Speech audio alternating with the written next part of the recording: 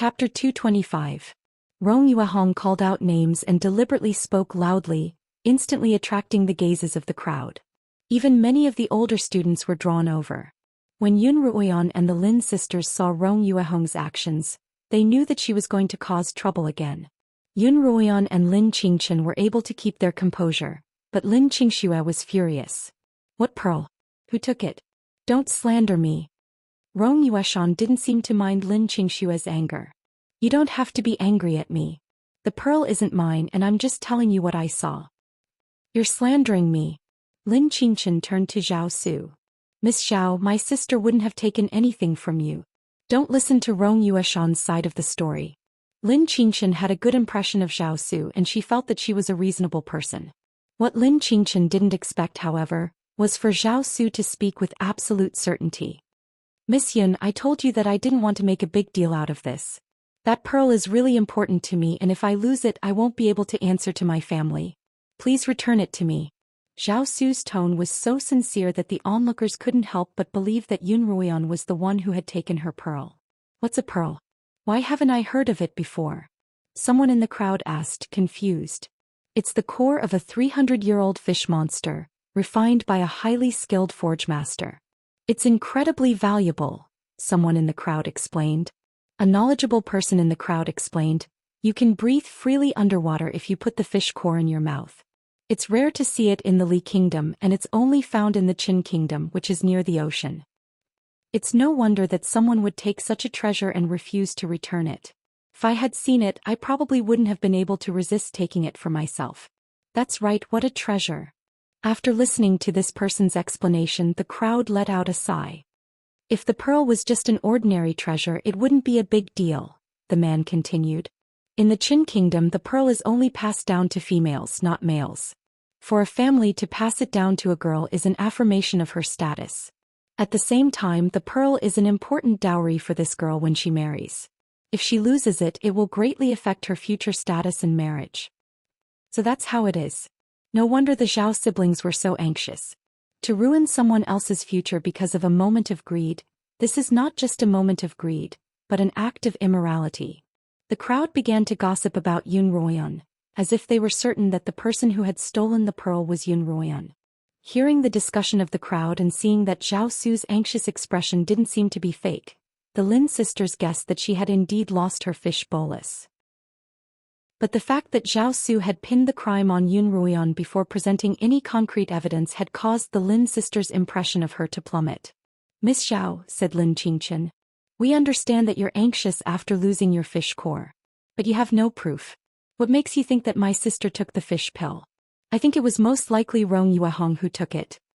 Lin Qingchen pointed a finger at Rong Yueshan.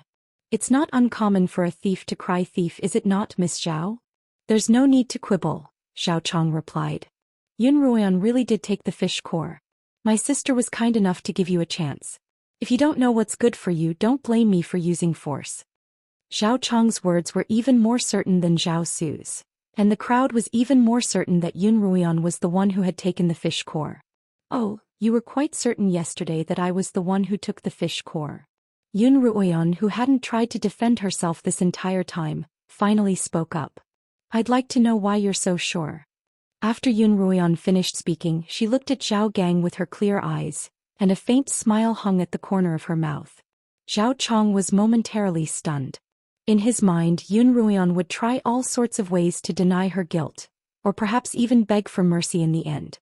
But Yun Ruoyan didn't fall for either of those scenarios. From start to finish, she had been watching them put on a show. If not for the fact that he had concrete proof that the fish core was in Yun Ruoyan's possession, he really would have thought that Yun Ruoyan was innocent. But now Zhao Chong was certain that Yun Ruoyan was putting on an act. As a result, he smiled coldly. There really are people in this world who are so afraid of death that they dig a hole for themselves. Since you won't repent until you see your coffin, I'll fulfill your wish. Zhao Chong reached into his robes and took out a pendant. It was a white, bone-like object tied to a red string. This is a pendant made from the skull of a 1,000-year-old fish monster. Zhao Chong showed the object in his hand to the crowd. The fish core has a sensing effect. Zhao Chong moved the bone pendant closer to Yun Ruoyan. Indeed, the bone began to glow, and the closer it was to Yun Ruoyan, the brighter it became. Because the crowd was almost certain that Yun Ruoyan was the one who had taken the fish core, they weren't too surprised by this result. What else do you have to say now? Zhao Chong looked at Yun Ruoyan with a burning gaze. Are you going to hand over the fish core yourself, or do you want me to do it myself? How embarrassing. Yi Qianying, who had been standing to the side, took this opportunity to add insult to injury. Yun Ruoyan, you're the sole wife-born daughter of the Yun family. How could you commit such a despicable act of theft? You're a disgrace to the Yun family. Everyone else had only said that Yun Ruoyan had taken the fish core, and even the Zhao siblings had only said that she had stolen it, but Yi Qianying had used the word theft directly. Although there was only a difference of a single word between theft and theft, the nature of the accusation was far worse than it had been. As expected, those who knew of the Yun family began to discuss the matter. Is she the sole wife-born daughter of the Yun family? I've heard that the imperial family of the Li Kingdom has always been known for their noble character. How could they have produced a thieving daughter? So what if she's the sole wife-born daughter of the Yun family? Anyone who sees a treasure will be tempted by it. In the imperial territory, everyone has resorted to all sorts of methods to obtain treasures. It's just that no one has brought it up in the open. That's true, but since you've taken someone else's item, you'd have to hide it well. Now that you've been discovered, it would be foolish of you to deny it. Heh. Yun Ruoyan laughed coldly. You think I'm the one who took the fish core just because of this glowing stone? How laughable. Yes, laughable indeed, Lin Qingxue continued. Of course it's not just this fishbone. Don't you have me as a witness? With both evidence and witnesses present, there's no need for you to quibble and hand over the fish core. Rong Yueshan smiled wickedly. Otherwise, if we hand you over to the Hall of Penitence and punish you as a thief, things won't be as amicable as they are now. Your two sisters might even be treated as accomplices as well. Yun Ruoyan glanced at Rong Yueshan coolly, ignoring her provocative words. Instead she turned to Zhao Chong and Zhao Su. Are you sure that I'm the one who took the fish core? Of course. My fishbone can't be wrong. Zhao Chong was clearly certain of this. Miss Yun, please return the fish pill to me. Otherwise you'll be the one to suffer, Zhao Su said. Her tone was filled with impatience. She couldn't understand why Yun Ruoyan was still as stubborn as a rock, not showing the slightest hint of repentance. I don't have any grudges with the two of you, Yun Ruoyan replied nonchalantly. So I'd like to give you a piece of advice. What you see and what you hear can often mislead you, and you might even end up being used by others without even realizing it. What a joke. Yun Ruoyan's words seemed to infuriate Zhao Chong. Would I, Zhao Chong, be used by others? I'll make it clear today. If you weren't the one who took my sister's fish core, I'll kowtow to you in front of everyone. Oh. Yun Ruoyan raised an eyebrow. Are you serious? Zhao Gang was an extremely conceited person. In the imperial territory, Yun Ruoyan had taken advantage of him and Wang Meng's battle with the magical beast to steal the Amaranthan sun from behind. Then she had tricked both Zhao Gang and Wang Meng with a deceptive trick. From then on he didn't have a good impression of Yun Ruoyan. As a result, when he heard from Rong Yueshan that the fish core was in Yun Ruoyan's hands, he couldn't wait to teach her a lesson. If not for Zhao Su's persuasion, he would have made trouble for Yun Ruoyan long ago. But reality had proven that not only was Yun Ruoyan cunning, but she was also an ungrateful brat. His sister's good intentions had been wasted. A gentleman keeps his word, Zhao Chong raised his voice. Zhao Chong raised his voice. But if it turns out that you're the thief who stole the pearl, not only will you kowtow to me, you'll have to stand on the plaza's platform and shout 10 times that I, Yun Ruoyan, am a shameless thief. You're the shameless thief. Lin Qingxue pointed at Zhao Chong angrily. Alright. Yun Ruoyan also said loudly, since that's the case, I'll teach you a good lesson today. Yun Ruoyan reached into her robes and took out the fish core that she wore on her chest, placing it in front of Zhao Chong. Do you see it clearly? Yun Ruoyan replied. I do have a fish core, but it's surnamed Yun, not Zhao. The fish core in Yun Ruoyan's hand exuded a warm aura, drawing everyone's attention to it. Wow, what a pure aura. What a treasure. The fish core in Yun Ruoyan's hand was larger and smoother than Zhao Su's, and it was of a much higher quality. Zhao Su's face instantly turned red. It seemed that the siblings had really misunderstood Yun Ruoyan, or perhaps as Yun Ruoan had said, they had been used. Chapter 226. Zhao Chong's thoughts were exactly the same as Zhao Su's, and both of them glared at Rong Yueshan angrily. Unexpectedly, however, Rong Yueshan spoke up. Yes, it's this pearl. I saw Yun Ruoan retrieve it from Zhao Ming's corpse with my own eyes. Yun Ruoan, you're the one who brought out the stolen items, or are you still going to deny it? The Zhao siblings couldn't help but stare blankly at Rong Yueshan's words. Rong Yueshan looked at Zhao Chong and continued, What are you waiting for? Hurry up and retrieve your sister's pearl. The Zhao siblings finally understood what Rong Yueshan was getting at. She was pointing a deer at a horse. As soon as Rong Yueshan spoke, Yun Ruoan understood her intentions. No one present had ever seen what Zhao Su's pearl looked like, so as long as they insisted that the pearl in her hand was Zhao Su's, Yun Ruoan really wouldn't be able to prove it. Take a good look. Is this pearl yours? Yun Ruoan's eyes sharpened. It's not. As soon as Zhao Su opened her mouth, Zhao Chong grabbed her hand and shook his head imperceptibly. If they couldn't retrieve the pearl, Zhao Su would inevitably be punished by the family, and Zhao Chong would have to kowtow to Yun Ruoan in front of everyone. A man's knees were gold, and he would rather be killed than forced to kneel. As a result, he couldn't admit that he had wronged Yun Ruoan. This is my sister's pearl, Zhao Chong replied. You've lost. Nonsense. This was clearly my sister's, so how did it become yours? Lin Qingxue shouted. It looks like you're trying to take away my sister's pearl. Lin Qingchen said angrily. Miss Zhao, you're not trying to take away my sister's pearl, are you? Zhao Su's heart was in turmoil. If she were the only one being punished, she wouldn't mind, but she couldn't allow her brother to kneel and apologize to someone else. As a result, she gritted her teeth and said, This is my pearl. Please return it to me, Miss Yun. Yun Ruoan couldn't help but sigh. Although she had quite a few conflicts with the Qin kingdom, she didn't have a bad impression of them. Yun Ruoan felt that, although they were cruel to their opponents, their methods were still fair and just. Now, however, reality had once again proven that she was tainted by her company. Why should I give it to you? Yun Ruoan's attitude suddenly hardened. Without hesitation, she tucked the pearl back into her robes. Rong Yueshan stepped forward and lied through her teeth. Just because you're a thief, if you don't return the fish pearl to the Zhao siblings today, don't even think about leaving. Rong Yueshan, I've seen shameless people before, but I've never seen someone as shameless as you. Yun Ruoan laughed angrily.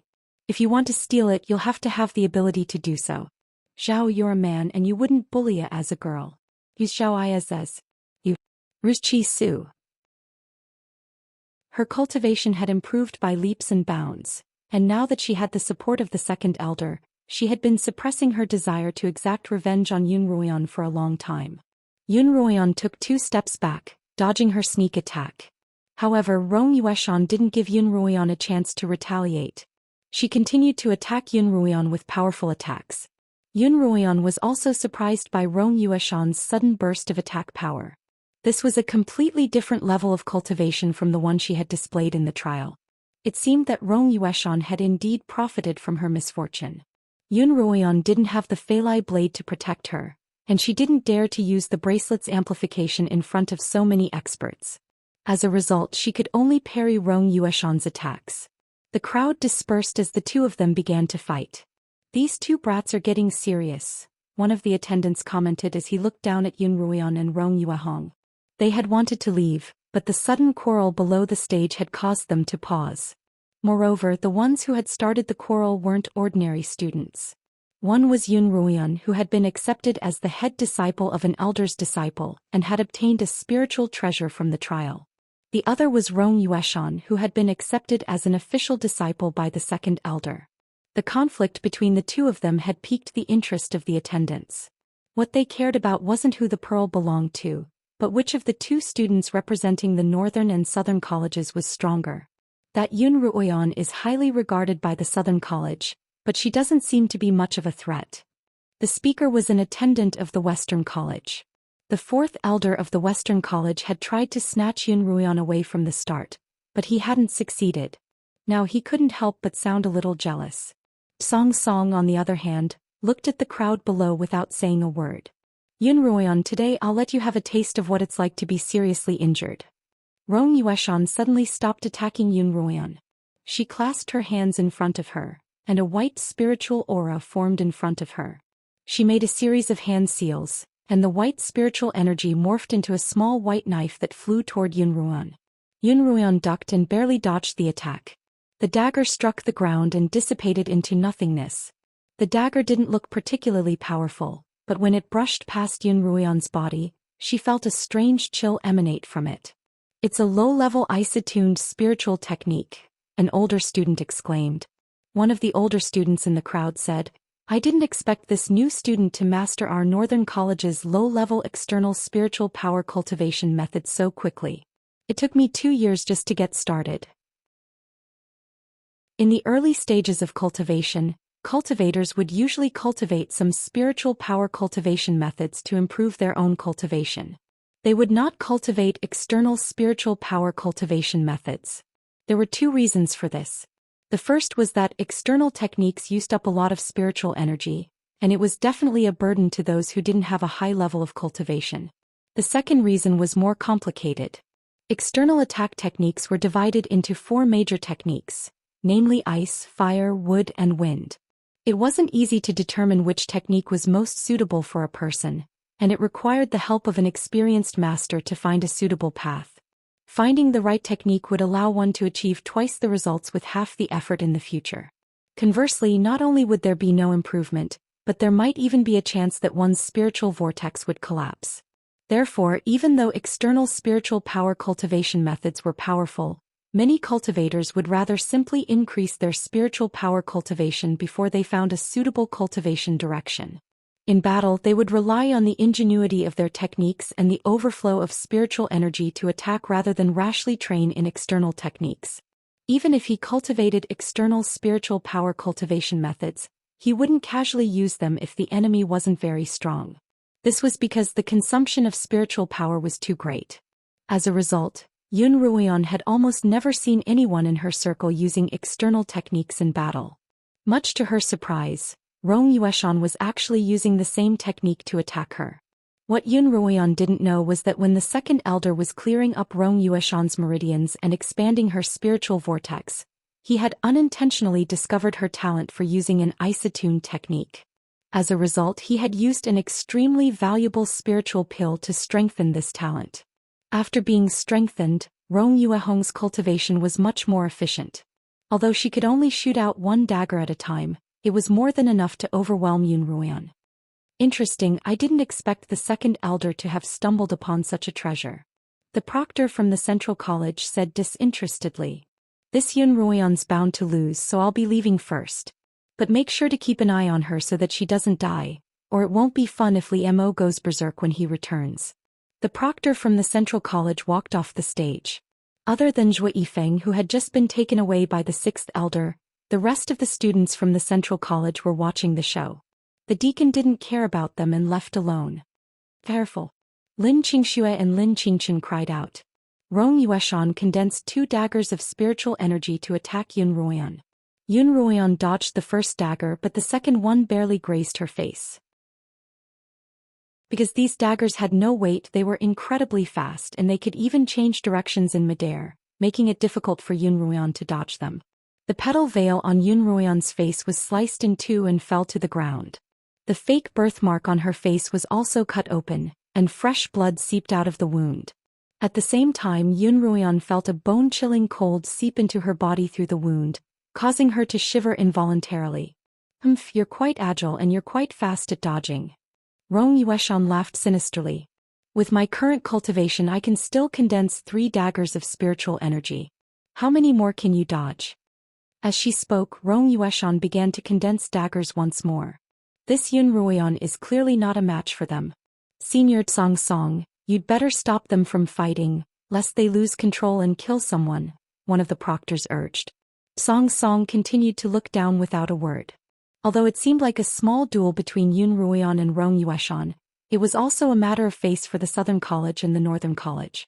The South Courtyard represented the authority of the Great Elder, while the Second Elder of the North Courtyard was famous for being narrow-minded and protective of the people under him.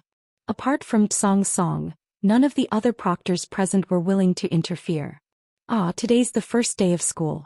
I'll have to go back and prepare." The pale-faced proctor left the stage as soon as he finished speaking. I'm leaving as well. Senior Xianxia, I'll be going first. The others followed suit. Soon Xianxia was the only one left on the platform. Just then Xianxia left the stage and silently walked into the crowd. All of the students present were so focused on the duel between Yun Ruoyan and Rong Yueshan that none of them noticed Xianxia's arrival. In the middle of the crowd, Yun Ruoyan's hairband had been cut off by Rong Yueshan's dagger, and her hair was scattered everywhere, making her look a little disheveled. Another dagger flew at her and she twisted to dodge it, but a corner of her white robe was cut off. There's only one left. Yun Ruoyan steadied herself and looked at Rong Yueshan. After I dodge all of them, it'll be my turn to deal with you. This is the last one, take this. Rong Yueshan unhesitatingly threw her last spiritual knife at Yun Ruo. At this moment an invisible cyclone shot out from Xianxia's hand. The cyclone caught up to Rong Yueshan's spirit energy knife at an even faster speed. The dagger's speed more than doubled and it reached Yun Ruoyan in the blink of an eye. But Yun Ruoyan didn't seem to have reacted. Yun Ruoyan, don't blame me for being ruthless. It's your fault for meddling in other people's business in the middle of the night. Xianxia's eyes flashed with viciousness. Chapter 227. Yun Ruoyan, you asked for it. Don't blame me. Xianxia narrowed his eyes. The spiritual dagger had originally been aimed at Yun Ruoyan's shoulder, but after Xianxia had tampered with it, it suddenly changed its direction and headed straight for Yun Ruoyan's spiritual vortex. If Yun Ruoyan's spiritual vortex was pierced, she would undoubtedly die. This sudden change was so sudden that the spectators didn't even notice it. Yun Ruoyan felt a great sense of danger, but she didn't have the time to activate the bracelet's amplification to protect herself. Yun Ruoyan's face paled and she couldn't retreat in time. She could only watch helplessly as the danger approached. She opened her eyes wide as she looked at Rong Yueshan's smug expression. At that critical moment, a thin, silvery ray of light suddenly struck the dagger, shattering it into dust. Yun Ruoyan stumbled backward, unable to stabilize her footing. As she staggered, she heard cries of alarm by her ear. Following this commotion, a white-robed Li Mo descended from midair. Yun Ruoyan felt something tighten around her waist, and her body was suspended in midair as she fell into a warm, solid embrace. It's Master Mo. Master Mo has appeared. These cries were all from the older students, and it was clear from their voices that they were very surprised and excited by Li Mo's sudden appearance. Mo. Yun Ruoyan called out as she looked at him from within Li Mo's embrace. Her heart, which had been hanging high in the air, slowly settled back down. Li Mo took note of Yun Ruoyan's shocked expression. He reached out and brushed his hand across her right cheek, where there was an obvious cut on the fake scar. Li Mo's face gradually turned cold as if it were about to freeze. The noisy crowd instantly quietened down. After a moment of silence, a female student in the crowd muttered to herself, Master Mo made a move. Master Mo actually made a move to save this new student. Her tone was filled with surprise. That's right. I've been at Kongming Academy for 5 years now and I've never even spoken to Master Mo, but this new student actually managed to make Master Mo take action, one of the male students muttered. Based on the student's understanding of Li Mo, he wouldn't even bat an eye if someone were to die in a duel like this. However, to everyone's surprise, Li Mo actually made a move today. Senior brother, senior sister, you might not know this, but this Miss Yun is Master Mo's new disciple, someone explained. Oh, so that's how it is. Everyone was enlightened. Suddenly, one of the older students raised his voice. What? Master Mo actually accepted a disciple? How is this possible? Li Mo was a rather special existence in Kongming Academy. Although he was also an instructor, he wasn't in charge of specific classes like the other instructors. In reality, Li Mo didn't spend much time at Kongming Academy. Most of the students only saw him during the various trials organized by the academy. However, Li Mo's monstrous cultivation had won the hearts of the students' admiration and fascination. Even those whose seniority was higher than Li Mo's held him in high regard. As a result, many of Kongming Academy's students dreamed of becoming Li Mo's disciple. Unexpectedly, this dream had been shattered by a new student named Yun Ruoyan. Why would Master Mo accept her as his disciple? She doesn't look like anything special. That's right, and she even has an ugly birthmark on her face. She doesn't deserve to be Master Mo's disciple at all. The murmurs spread from a few students to the rest of the crowd. Yun Ruoyan was used to hearing such insults, so she didn't mind. However, Li Mo's gaze swept across the crowd coldly, and the murmurs immediately died down. The crowd quieted down once more. Are you hurt? Li Mo asked. Yun Ruoyan shook her head. Li Mo put Yun Ruoyan down before turning to look coldly at Rong Yueshan. Under Li Mo's gaze, Rong Yueshan immediately felt a wave of pressure, and her legs began to tremble. Rong Yueshan greets the slaughtering king. In the face of such overwhelming strength, Rong Yueshan had no choice but to lower her head and bow. There's no slaughtering king here, only Master Mo, Li Mo replied coldly. How dare you try to kill my disciple? Li Mo's voice didn't contain a trace of anger, but it was so cold that it made one panic. Although the people around her didn't sense anything amiss, Rong Yueshan could feel Li Mo's formless pressure. She felt as if someone was constantly putting down large rocks on her back.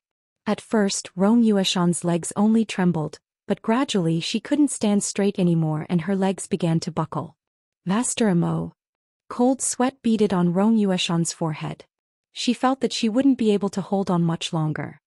My master told me that sparring with fellow disciples can help me advance in cultivation. I just wanted to spar with Yun Ruoyan. Rong Yueshan struggled to finish these two sentences, and she felt as if she couldn't breathe properly. However, she was confident that Li Mo wouldn't dare do anything to her if she used the second elder as a shield. You'll have to pay the price for hurting my disciple. Li Mo frowned and the pressure increased once more. His voice was cold to the point of freezing. Finally, Rong Yueshan couldn't hold on any longer and knelt on the ground. Senior, what are you doing? A voice called out from the crowd. Everyone turned toward the source of the voice. It was Rong Tianhai. Rong Tianhai walked up to Rong Yueshan and waved his hand. A faint wave of spiritual energy flowed out of his palm and landed on Rong Yueshan's body. Rong Yueshan immediately felt much more relaxed. However, just as she tried to stand up, the pressure increased again and she knelt on the ground once more. Senior, your disciple only suffered some minor injuries in a normal sparring match. If you go too far, the second elder won't let you off easily, will he? Rong Tianhai asked as he used his spiritual energy to alleviate the pressure Li Mo was exerting on Rong Yueshan. Then let the second elder punish me, Li Mo replied nonchalantly. You. Uncle, I can't take it anymore. Rong Yueshan's hands were on the ground, and her expression was one of agony. Upon seeing this, Rong Tianzong retracted his spiritual energy and pushed a hand toward Li Mo, sending out a row of icicles. Li Mo lightly waved a hand, and a gust of wind rose up and shattered the icicles in midair. The intermediate icicle technique versus the intermediate wind screen technique. Although both of them were using intermediate external spiritual techniques, the difference in their cultivation was immediately apparent. Master Mo really is amazing. Rong Tianhai used 30% of his cultivation, but Master Mo used less than a tenth to neutralize it so easily. That's right. How high do you think Master Mo's cultivation is? It looks like he's at least a 9th rank blade master. The students began to discuss excitedly. Rong Tianhai's anger began to rise. If he didn't retaliate, how would he be able to maintain his reputation in front of his students in the future? Rong Tianhai struck out with both palms, still using a mid-grade icicle technique, but his cultivation instantly rose to the peak of 8th rank. Very quickly, a dense cluster of icicles formed in front of him, and as he pushed his palms forward, the dense cluster of icicles shot toward Li Mo and Yun Ruoyan at the same time. Nearly 100 icicles shot toward Rong Yueshan, causing everyone present to gasp in shock. If it had been someone of average cultivation, they would have been turned into a porcupine by now. Li Mo finally retracted his pressure on Rong Yueshan. He retracted his spiritual energy and made a seemingly simple hand seal, and countless small cyclones, invisible to the naked eye, appeared in front of him. Hundreds of icicles faced hundreds of cyclones, but they were still destined to be smashed into smithereens. Master Mo is amazing. Most of the cheers came from the Southern College. Although the Northern College's students were intimidated by Li Mo, they didn't dare make a sound. Let's stop here, Rong Tianhai said, his hands clasped behind his back. Li Mo suddenly asked. Have you been nearby all this time or have you just arrived? Rong Tianhai hesitated. I just came from the academy. If I'd been here I wouldn't have allowed them to fight. That's not right, Li Mo thought. The icicle that had been aimed at Yun Ruoyan seemed ordinary, but it was imbued with a relatively high level of spiritual energy. Someone had clearly tampered with it nearby. Song Song had slipped away as soon as Li Mo arrived, so Li Mo didn't notice him. However, Rong Tianhai's uneasy expression fell into Li Mo's eyes. A wave of anger rose in Li Mo's heart. If he hadn't arrived in time he wouldn't have dared to imagine what would have happened to his yen. Li Mo raised his hands and a dazzling spiritual light appeared in front of him, forming a whirlwind of spiritual energy. Yun Ruoyan had seen Li Mo use this technique before, during his battle with the old man in the Dragon Vein Cave. It had been extremely powerful. A high-grade wind spiritual technique. Rong Tianhai exclaimed. Senior brother, what are you doing? I said that anyone who hurts me will have to pay the price. Li Mo's expression terrified Rong Tianhai. There was no way he would be able to withstand this wind spiritual technique. Just as everyone thought that Li Mo was about to attack Rong Tianhai and Rong Yueshan, he stopped. The spiritual energy dissipated and the whirlwind gradually stopped. Junior brother, I hope that you'll remember not to let something like this happen a second time, Li Mo said coolly, his hands clasped behind his back. Seeing that Li Mo was only trying to scare him, Rong Tianhai immediately heaved a sigh of relief. Although he was infuriated, he had no choice but to admit defeat. Of course. In order to regain some of his pride, Mo Tianhai intentionally raised his voice and announced to the surrounding students. In the future you must be careful when you fight with your fellow disciples. If you injure a fellow disciple, you'll be sent to the Hall of Penitence and punished severely. Very well. Li Mo turned to Yun Ruoyan and in a voice that only the two of them could hear he said, I still have something to do so I'll visit you tonight. Li Mo couldn't help but stretch out his hand toward Yun Ruoyan. Startled, Yun Ruoyan hurriedly took a step back and bowed. Goodbye, master. Li Mo knew that Yun Ruoyan was trying to avoid arousing suspicion in front of others, and he awkwardly retracted his hand. You're my only disciple in the academy. Don't let anyone bully you or you'll tarnish my reputation. Yun Ruoyan looked at Li Mo's expression and couldn't help but smile. Yes, master. Chapter 228. But Master Yenner has a problem. Yun Ruoyan took out the pearl. The Zhao siblings lost their pearl and now they're certain that the pearl in my hand was theirs. Moreover, Rong Yueshan has testified that I took their pearl. But this fish pill was clearly a gift from Master to this disciple. This disciple really can't defend himself. There's such a thing? Li Mo turned toward the Zhao siblings. Zhao Chong had heard many legends about Li Mo during his time at Kongming Academy, and he was far more familiar with his prowess than any of the other new students. The fact that Li Mo had forced Rong Tianhai into a disadvantageous position with 2 simple blows only proved that the rumors were true. In a place like Kongming Academy, where strength was everything, even the arrogant Zhao Chong couldn't help but feel a little guilty. Reporting to Master Mo, my eyes were playing tricks on me just now, Zhao Gang said sensibly. Mistaken? Are you sure? I'm sure. The pearl's appearance is very similar and I didn't take a closer look. Now I'm certain that this isn't my sister's pearl. The slaughtering king, no Master Mo. Lin Qingxue stepped forward. The Xiao Chong is truly despicable.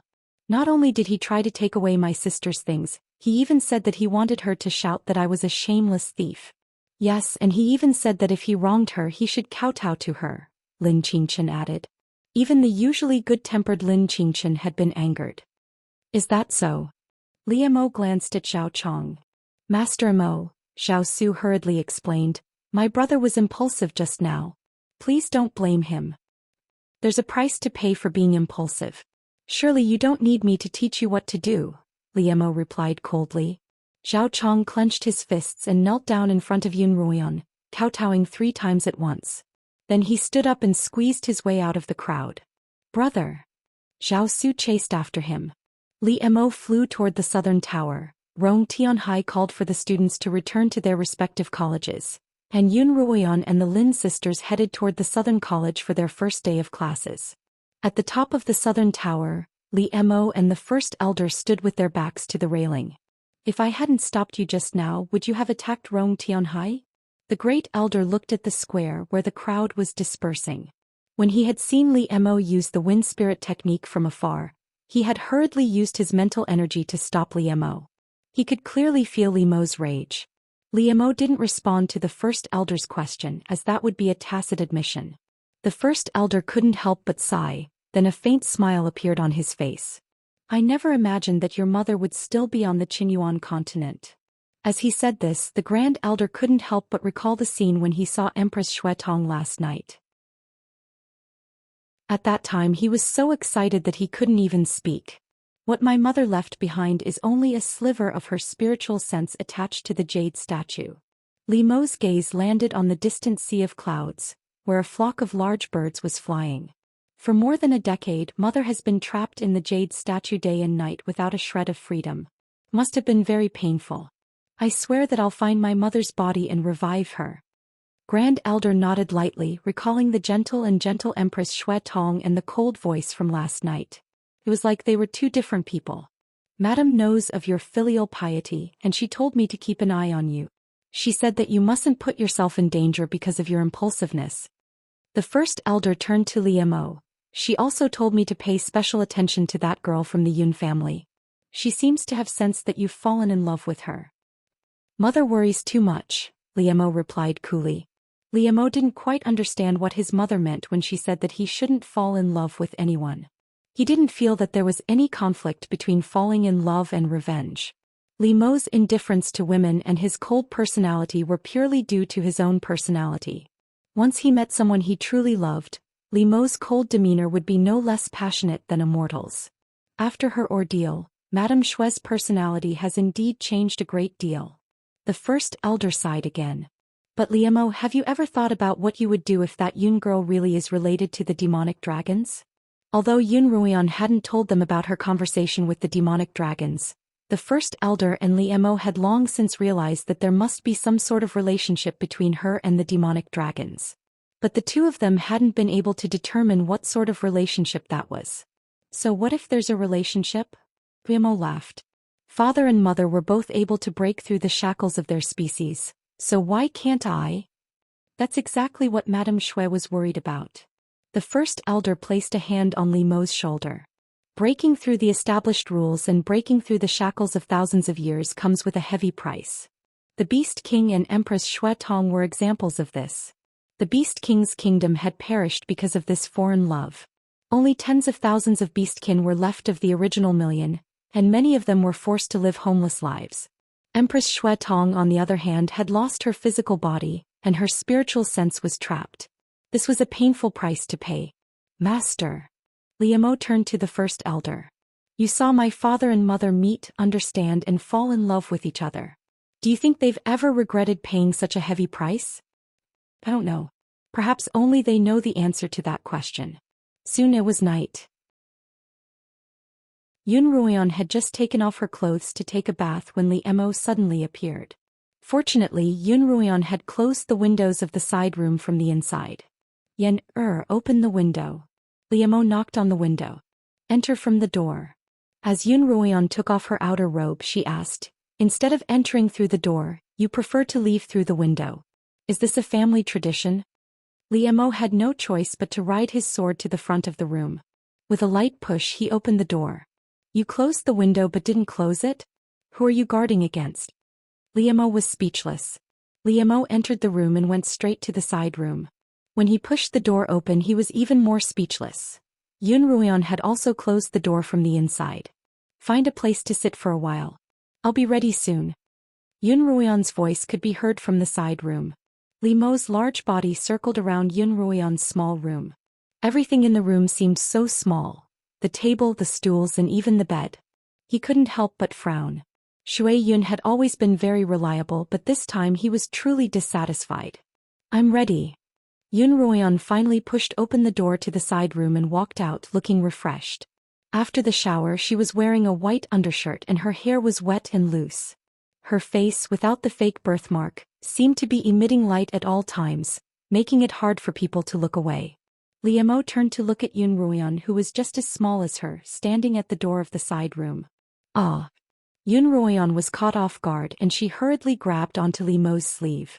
Just as she was about to protest, Li Mo's lips sealed her protest. Yun Ruoyan was no longer as resistant to being intimate with Li Mo as she had been at the beginning, and she didn't want to play dead. Instead she was half shy, half pampered and half unwilling. Li Mo couldn't bear to let go of Yun Ruoyan like this. Every time he had to exert a great deal of self-control to suppress his desire to possess her completely. When Li Mo finally let go of Yun Ruoyan, her face was flushed and Li Mo was panting heavily. Yen oh, Li Mo called out hoarsely, his chin resting on Yun Ruoyan's damp hair. Yes. Yun Ruoyan responded softly. When are you going to grow up? Li Mo sighed helplessly. Yun Ruoyan smiled.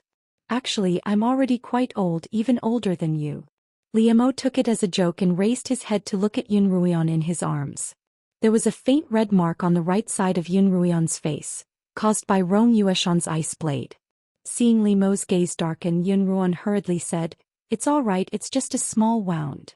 Caught off guard, Yun Ruoyan took another blow to her forehead. "I've never seen a woman who doesn't care about her face as much as you do," Li Mo asked. "Did the ointment I gave you work?" Yes, yes, my dear slaughtering king."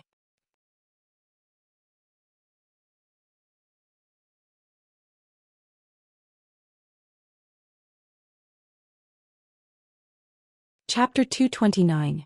Li Mo told Yun Ruoyan that quite a few people had attempted to steal the all-seeing mirror in the past, but almost all of their attempts had ended in a horrible death. Yun Ruoyan calmed down, but she still had some questions in her mind. Since that black-robed man was able to sneak into Kongming Academy, he's definitely no ordinary person. Yun Ruoyan recalled that the man standing on the Crimson Sword aura had to be at least an 8th rank blade master. Although it seemed like there was only a single rank between an 8th rank blade master and a peak 7th rank blade master, once one surpassed 5th rank, the gap between each rank was enormous. This was especially true between 7th and 8th rank. Once a blade master reached 8th rank, they would be able to cultivate their own flying swords, and only then would they be considered a true blade master. Previously, the ranks of a 1st rank, 2nd rank and 9th rank blade master were only the ranks that a cultivator's cultivation had reached. Only when a cultivator's cultivation had reached 8th rank and they had successfully forged their own immortal swords could they be considered a true blade master. There were many cultivators on the Qinyuan continent who practiced blade master techniques, but not many were able to become true blade masters. The black-robed man standing on the Crimson Sword aura was clearly a powerful blade master. Not only is he a blade master, but he was also able to sneak into Kongming Academy so easily. It's clear that he's very familiar with the academy and he might even have an accomplice, Yun Ruoyan continued.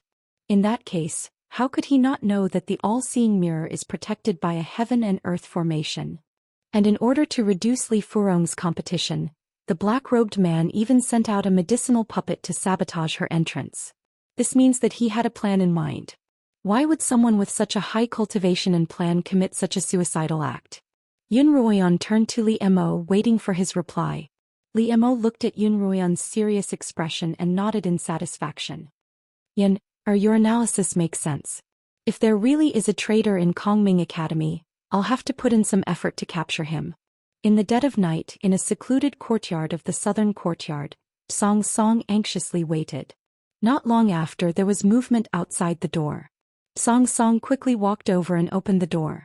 A black-robed man entered in a flash. "Why are you in such a hurry to find me?" the black-robed man asked as soon as he entered the room. "Let me ask you, did you go look for Li Furong last night?" Song Song asked, his tone reproachful. "What's wrong? Send me a signal and I'll go take a look."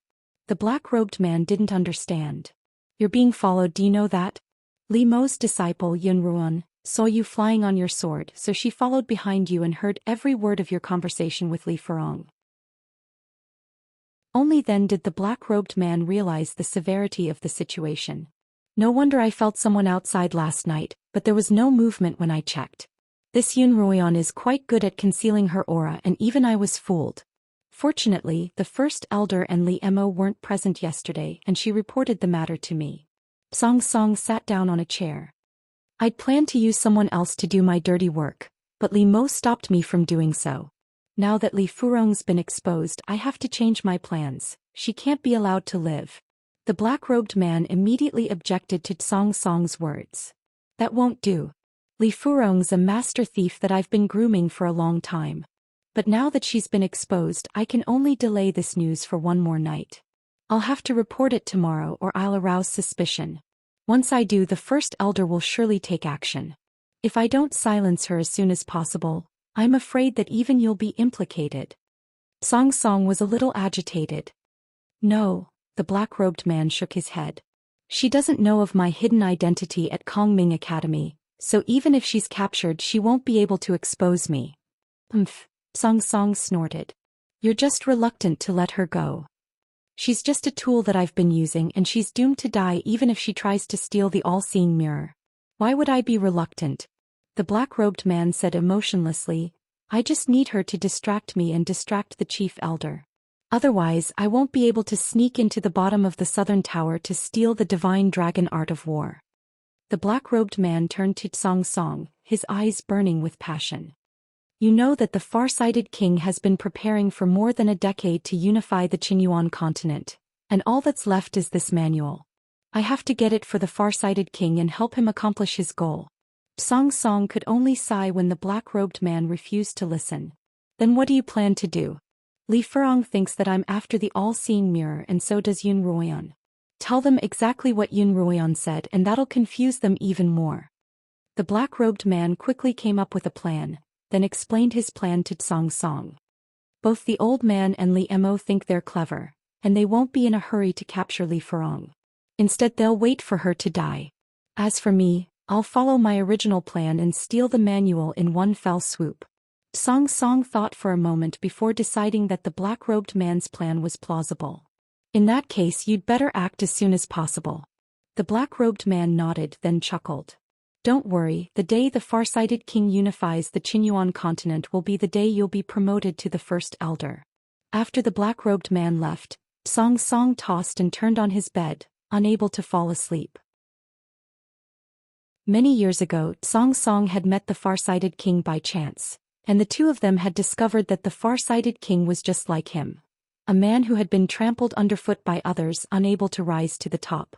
At the same time, both of them appeared calm and uninterested in fame and fortune, but in reality, both of them were extremely greedy for power. However, Song Song's cultivation had stagnated, and he didn't even have the right to become an elder. As for the far-sighted king, his mother's status was inferior to Li Xiu's mother's, so even his eldest son didn't have the right to inherit the throne. When these two depressed and hopeless people met, they really regretted not meeting each other earlier. Even after their separation they continued to exchange letters. 3 years ago the far-sighted king had invited Song Song to his residence, then informed him of his plans for a rebellion and urged him to join him. Song Song was a member of Kongming Academy, which had never interfered with worldly affairs. Song Song had initially refused, but the far-sighted king had made a condition that he couldn't refuse. The far-sighted king said that he didn't want to rebel against just one clan, but the entire Qinyuan continent. He wanted to unify the Qinyuan continent and become the greatest emperor of all time. The far-sighted king's ambition had shocked Song Song. The far-sighted king had also said that the reason Kongming Academy was able to rise above the Four Kingdoms was because the Four Kingdoms were trying to curry favor with Kongming Academy. If he were to unite the Four Kingdoms and become the sole ruler of the Qinyuan continent, his first priority would be to seize control of Kongming Academy. And Song Song was his choice for the position of First Elder. Song Song had been deeply shaken by the far-sighted king's grand plan, and also moved by the position of First Elder that he had been promised. As a result, Song Song had become one of the far-sighted king's spies in Kongming Academy. More than a year ago, the far-sighted king had somehow learned that the Southern Tower's treasury contained a peerless tome called the Art of the Divine Dragon. The far-sighted king had claimed that as long as he could obtain this tome, he would be invincible and invincible. However, the Southern Tower was where the First Elder cultivated, and the First Elder hadn't left Kongming Academy for many years. Unless it was necessary, the First Elder wouldn't leave the Southern Tower at all. A year ago, the far-sighted king had sent the black-robed man to help Song Song steal the tome, but he hadn't had an opportunity to do so. Eventually, the black-robed man remembered that he had a female disciple who was adept at stealing, Li Furong. If he could use her as bait to lure the first elder away, the black-robed man would be able to steal the tome. As a result, the far-sighted king and Song Song found a way to get her into Kongming Academy. Everything had been going according to plan, but Yun Ruian had suddenly appeared out of nowhere. This made Song Song very uneasy. The black-robed man left Song Song's courtyard and went straight to Li Furong's room. Li Furong was already asleep, and the black-robed man opened the back window and entered. "Who's there?" Li Furong jumped up from her bed in shock. "It's me." The black-robed man lowered his voice. "Master, why are you here? I didn't send you a signal." Li Furong let down her guard when she saw the black-robed man. She yawned sleepily. "Darling, I missed you, so I came to see you. Aren't you happy?" The black-robed man chuckled as he sat down on her bed. Although the two of them were master and disciple in name, their relationship was somewhat ambiguous. Although they hadn't done anything out of line, there was still quite a bit of obscenity between them. Li Furong was a little surprised by the black-robed man's sudden change in demeanor. "Master, why are you coaxing me like this today? Is there something you want me to do?" Seeing that his intentions had been guessed, the black-robed man revealed his intentions. "Yes, the plan has been brought forward." The black-robed man leaned in and whispered in Li Furong's ear. "Really?" Li Furong's face lit up. "Of course. After you succeed, I'll definitely recommend you to the far-sighted king. Given your looks, the far-sighted king will surely like you, and you'll be able to enjoy endless riches and glory." Li Furong naturally didn't know that she was merely an abandoned pawn. Like an ignorant pig, she looked forward to a bright future. Inside the small cottage by the cliff, Li Mo was demonstrating a fire-attuned external spiritual technique to her. He raised a hand and spiritual energy flowed out of his palm, transforming into a red fireball. This is the fireball technique, a low-level external technique. Li Mo controlled the fireball in his hand as he explained, "This fire-attuned technique is specifically designed to counter Rong Yueshan's ice daggers." Li Mo had long known that fire-attuned techniques were suitable for her, but he had always wanted her to focus more on internal techniques, so he hadn't taught her. However, after witnessing the situation today, Li Mo felt that it was necessary to train her in external techniques. Chapter 230. I can do that. As Yun Ruian spoke, she stretched out her hand and gathered the spiritual energy in her spiritual vortex into her right hand. Suddenly, a line of fire shot out from her palm and it was green in color. Its sudden appearance was very frightening. "What do you think?" Yun Ruian asked proudly. She had once taught Wang Meng's attendants a lesson with her pill-making fire. Today, when she saw Li Mo's fireball, she felt that it was quite similar and she couldn't help but try it out in front of him. You're amazing." Li Mo smiled. Pill masters generally use fire-attuned spiritual energy. Although your spiritual fire isn't fully formed, it'll still have some effect on most people. However, it won't work on someone like Rong Yueshan, who's also trained in external techniques. Li Mo then imparted the fireball technique to Yun Ruian, as well as analyzed the differences between the spiritual fire used in pill making and the spiritual fire used in physical cultivation. When refining pills, you have to convert the fire-attuned spiritual energy in your spiritual vortex into spiritual fire, and then release it continuously. However, when using the fireball technique, you don't release it. Instead, you have to gather it in your palm like this, Li Mo explained as he demonstrated to Yun Ruian. As Li Mo explained, he demonstrated to Yun Ruian how to do it. The fireball in his palm fluctuated in size as it spun incessantly. The fireball technique is all about control over spiritual fire. Li Mo threw the ball of spiritual fire out of the window. Yun Ruian watched as the fireball dissipated upon contact with the sea of clouds. Then tiny flames began to spread across the sea of clouds as if setting them on fire. Amazing! Yun Ruian couldn't help but stare in shock. The fireball technique is only a low-tier fire-attuned spiritual technique. You'll be able to do it if you practice hard. Yes, I'll definitely practice hard. Yun Ruian and Li Mo looked at the sea of flames outside the window, their eyes lit up by the flames.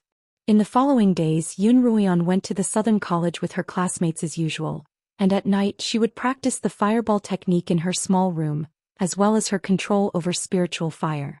After a period of practice, Yun Ruoyan had mastered the fireball technique, and her control over the spiritual fire and fire elemental spiritual energy was much better than before. Rather than attending classes at the academy, Yun Ruoyan preferred to have Li Mo's tutelage and practice on her own. However, she was a student of the South Campus after all. If she didn't attend classes on time, it would be difficult for her to advance. The first elder had strict requirements for the Southern College. Unlike the sixth elder, he wouldn't casually raise a student's rank, and even Li Mo couldn't help her cheat. Li Mo told Yun Ruoyan that if she didn't reach the blue rank, she wouldn't be able to enter any of the 3 institutions. Moreover, after entering the 3 institutions, a rank would be of great help to one's cultivation, so it was necessary for her to attend classes. As a result, Yun Ruoyan had no choice but to obediently attend her boring classes at the academy every day. Kongming Academy had 3 halls and 5 schools: the Sword Hall, Pill-Making Hall and Forging Hall.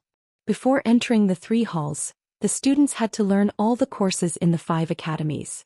This included the most basic sword control lesson, as well as the mysterious medicine refinement lesson and weapon forging lesson. Each of these 3 courses had its own instructors to guide the new batch of students. Because the students weren't of the same level, the instructors had to start with the most basic of theories. Yun Ruoyan had a solid foundation in both the Blade Master and Pill-Making courses, so she found these 2 classes rather tedious and unbearable. Only the forging class, which she wasn't familiar with, piqued her interest. However, there was one point that Yun Ruoyan found strange. The Qinyuan continent clearly had 4 professions: Blade Master, Pill Master, Forge Master and Summoner. Why was it that Kongming Academy had the sword, forging and pill-making halls, but the beast-taming hall was missing? Of all the courses, only beast-taming was missing? As a result, Yun Ruoyan found an opportunity to ask some of the older students, and finally found out the reason. As it turned out, 3 years ago, something that had shaken Kongming Academy to the core had happened.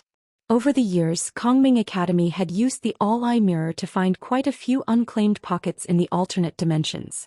Through the formation of teleportation arrays, these pockets had been established as training grounds for the Kongming Academy. These training grounds weren't very large, but because they hadn't been destroyed or overused by humans, they were generally rich in magical beasts and spiritual herbs. Just 3 years ago, the elders had discovered a new pocket through the all-seeing mirror, and discovered that this pocket contained a large number of low-rank, mid-rank and high-rank beasts. Although these beasts weren't very high-rank, many of them were very valuable, especially those whose cores had medicinal value and could be used to refine pills. They were valuable, but they weren't high-rank or powerful. It was as if the heavens had sent them treasures.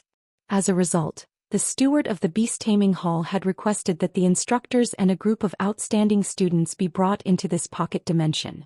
Not only would they be able to train the students' beast-taming abilities, but they would also be able to obtain a large number of beast cores. After some discussion, the elders agreed to the steward's request. However, as soon as the students entered the pocket dimension, the connection between the pocket dimension and the academy was suddenly severed, and even the all-seeing mirror couldn't find any traces of them. Just like that, the steward, instructors and a large number of students of the beast-taming hall had disappeared into the void. As a result, Kongming Academy had temporarily suspended the course and closed the Beastmaster Hall for the time being. In that case, Kongming Academy should have 4 halls and 5 courtyards instead of 3? Yun Ruoyan asked a rather beautiful senior. Yes, 3 years ago there were 4 halls and 5 courtyards, but now there are only 3 halls and 5 courtyards. Will Kongming Academy never reopen its beast-taming hall? Yun Ruoyan sighed. If Kongming Academy really doesn't reopen its beast-taming hall, then how many beast-taming masters and even more powerful summoners will be buried on the Qinyuan continent? Yun Ruoyan's brother Yun Maxiao was a talented beast-taming master, and was likely to become a summoner in the future. As a result, Yun Ruoyan couldn't help but be grateful that her brother hadn't entered Kongming Academy at the time. Re-establishing a beast-taming hall is a rather complicated matter, another senior, Zhou Xian, commented. Apart from the lack of suitable candidates, another reason for not re-establishing a beast-taming hall was that the missing steward had been highly respected by everyone in Kongming Academy. This was especially so for those instructors who did not follow the deacon into the trial grounds. They made a request to the Elders Guild that they had to wait until the deacon and the missing instructors and students were found before they could reopen the beast taming hall. Regardless of whether they were dead or alive, they wanted to see him, dead or alive. However, that small pocket dimension was like a grain of sand in the middle of a vast ocean, and it was no easy feat to relocate it. Yun Ruoyan couldn't help but sigh when she heard this. It seemed that the steward had truly been a well-loved man, or else the academy wouldn't have closed the beast-taming hall to commemorate him. One day, the morning classes finally ended, and the students all headed to the academy's dining hall for lunch. Because of what had happened in the plaza, everyone knew of Yun Ruoyan's relationship with Liemo. As a result, the students of the Southern College, regardless of whether they were a single rank higher than Yun Ruoyan or several ranks higher than her, were all very polite to Yun Ruoyan. Yun Ruoyan brought the Lin sisters to the dining hall, where the seniors of the Southern College enthusiastically gave them directions and introduced them to the delicacies of the delicacies. While Yun Ruoyan felt the warmth of her seniors, she also felt quite a few envious, jealous and hateful gazes. However, because of their fear of Liemo, they didn't dare act rashly, and only occasionally shot glances at Yun Ruoyan from afar. Naturally, Yun Ruoyan didn't pay much attention to them. Instead, she focused on those who were friendly to her.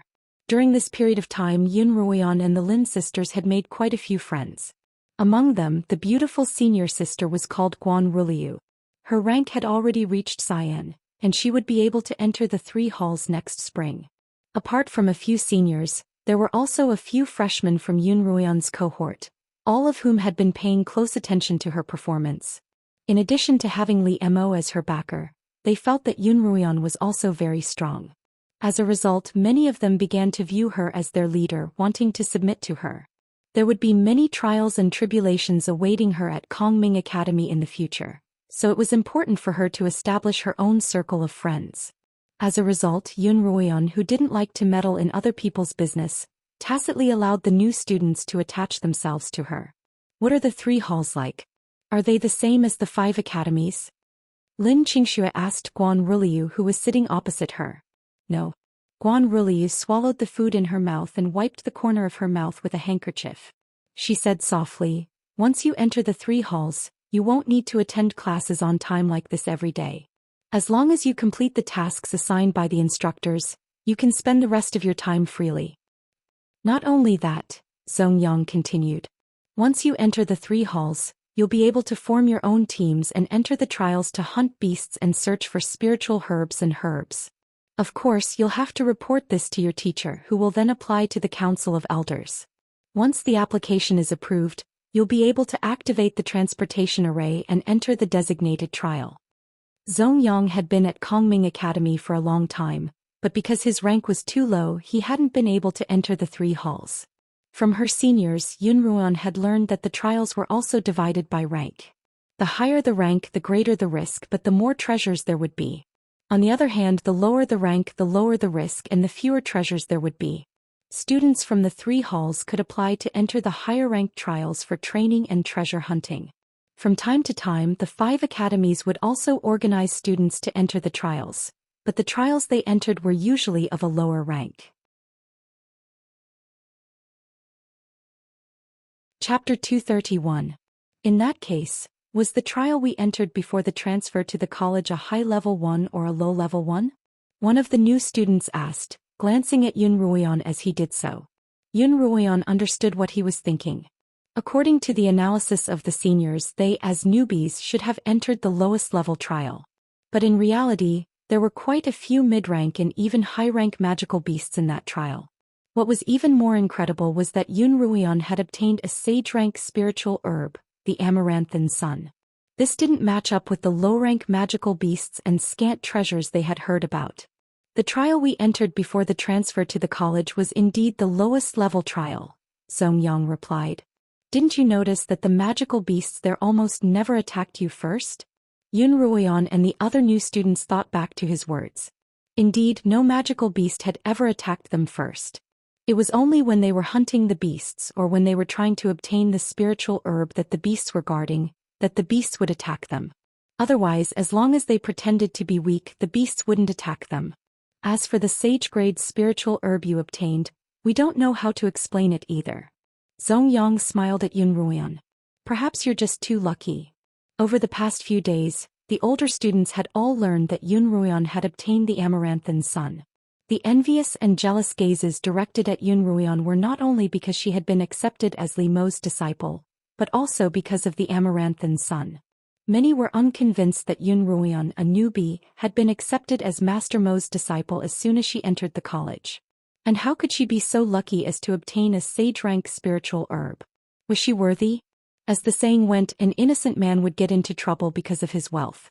Just because Yun Ruoyan was in possession of the Amaranthan Sun, some people began to hate her for no apparent reason. However, Kongming Academy had a special rule. All treasures obtained in the trial belonged to the individual. Furthermore, Yun Ruoyan had Li Mo as her backer, so even if others weren't convinced, they wouldn't dare try to snatch it from her. Sister Ruoyan, look. Lin Qingxue tugged on Yun Ruoyan's arm and motioned for her to look at the entrance of the cafeteria. A group of people walked into the dining hall, including Rong Yueshan, Yi Qianying, Pei Zio, Li Furong, Zhao Gang and Zhao Su. This group of people has already gathered together. There's definitely nothing good going on. Lin Qingxue muttered softly, they're really a nest of snakes and rats. Guan Ruliu took note of Lin Qingxue's expression and words. By this time she had already finished eating and was quietly waiting for them. Do you have a grudge against them? Guan Ruliu asked. She hadn't been at the plaza the day before, so she didn't know the specifics. Only later did she learn of Li Mo's relationship with Yun Ruoyan. It's not just a grudge, it's a death grudge. In the trial grounds, Rong Yueshan had instigated others to kidnap her and her sister, and then tried to kill them. In Lin Qingxue's eyes, she and Rong Yueshan had already become mortal enemies. You have to be careful of that person. Zhou Yang pointed his chopsticks at one of the people in Rong Yueshan's group. That's the head of the Northern College, Guan Tianyu. He just came out of the high-rank trial yesterday. Everyone's gaze followed Zhou Yang's chopsticks. In front of Rong Yueshan was a tall, muscular youth. The Guan Tianyu that Zhou Yang had spoken of. Zhou Yang had said that only students who had entered the three institutions were qualified to enter the high-rank trial grounds. But this Guan Tianyu was the second elder's grandnephew, and he was doted on by the second elder. It was because of this relationship that he was able to enter the high-rank trial grounds with the students of the three institutions. He's a vicious man, and because of his relationship with the second elder, there's no one in the 5 colleges that he doesn't dare to bully. Guan Ruliu sat with her back to Guan Tianyu's group, and she didn't turn around to look at them. As if sensing Yun Ruoyan's group's gaze, Guan Tianyu turned toward them with a sinister glare. When Zhou Yang saw Guan Tianyu's gaze, he subconsciously lowered his head. The other students who were sitting close to Yun Ruoyan's group also seemed to be intimidated by Guan Tianyu's gaze, and they all lowered their heads. Yun Ruoyan only glanced at Guan Tianyu indifferently before turning back to the food in front of her. Guan Tianyu was satisfied with the deterrent effect of his glare, and a smug smile appeared on his lips. But very quickly the smile on his face froze.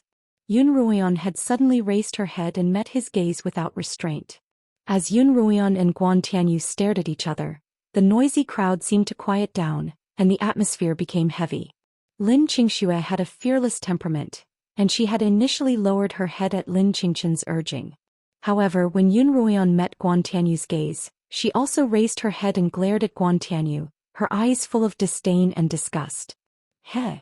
Guan Tianyu couldn't help but be puzzled by Yun Ruoyan and Lin Qingxue's fearless and indifferent gazes. Who are these 2 girls? How could they be so daring? It had been many years since anyone in the 5 academies had dared to look down on him and look down on him. Who are those people? Why do they look so unfamiliar? Guan Tianyu asked Rong Yueshan. Rong Yueshan was the second elder's new disciple, and she held a high position in the Northern College. Moreover, her uncle Rong Tianhai was an instructor of the Northern College, so she was qualified to walk with Guan Tianyu. Rong Yueshan was also a perceptive person, and she treated Guan Tianyu with the respect that a junior should show a senior. As a result, the 2 of them naturally became birds of a feather. The one with the birthmark is Master Mo's disciple Yun Ruoyan. The round-faced one is her cousin Lin Qingxue. And the one eating with her head lowered is also Yun Ruoyan's cousin Lin Qingchen, Rong Yueshan replied. She's Master Mo's new disciple Yun Ruoyan? Guan Tianyu exclaimed in surprise.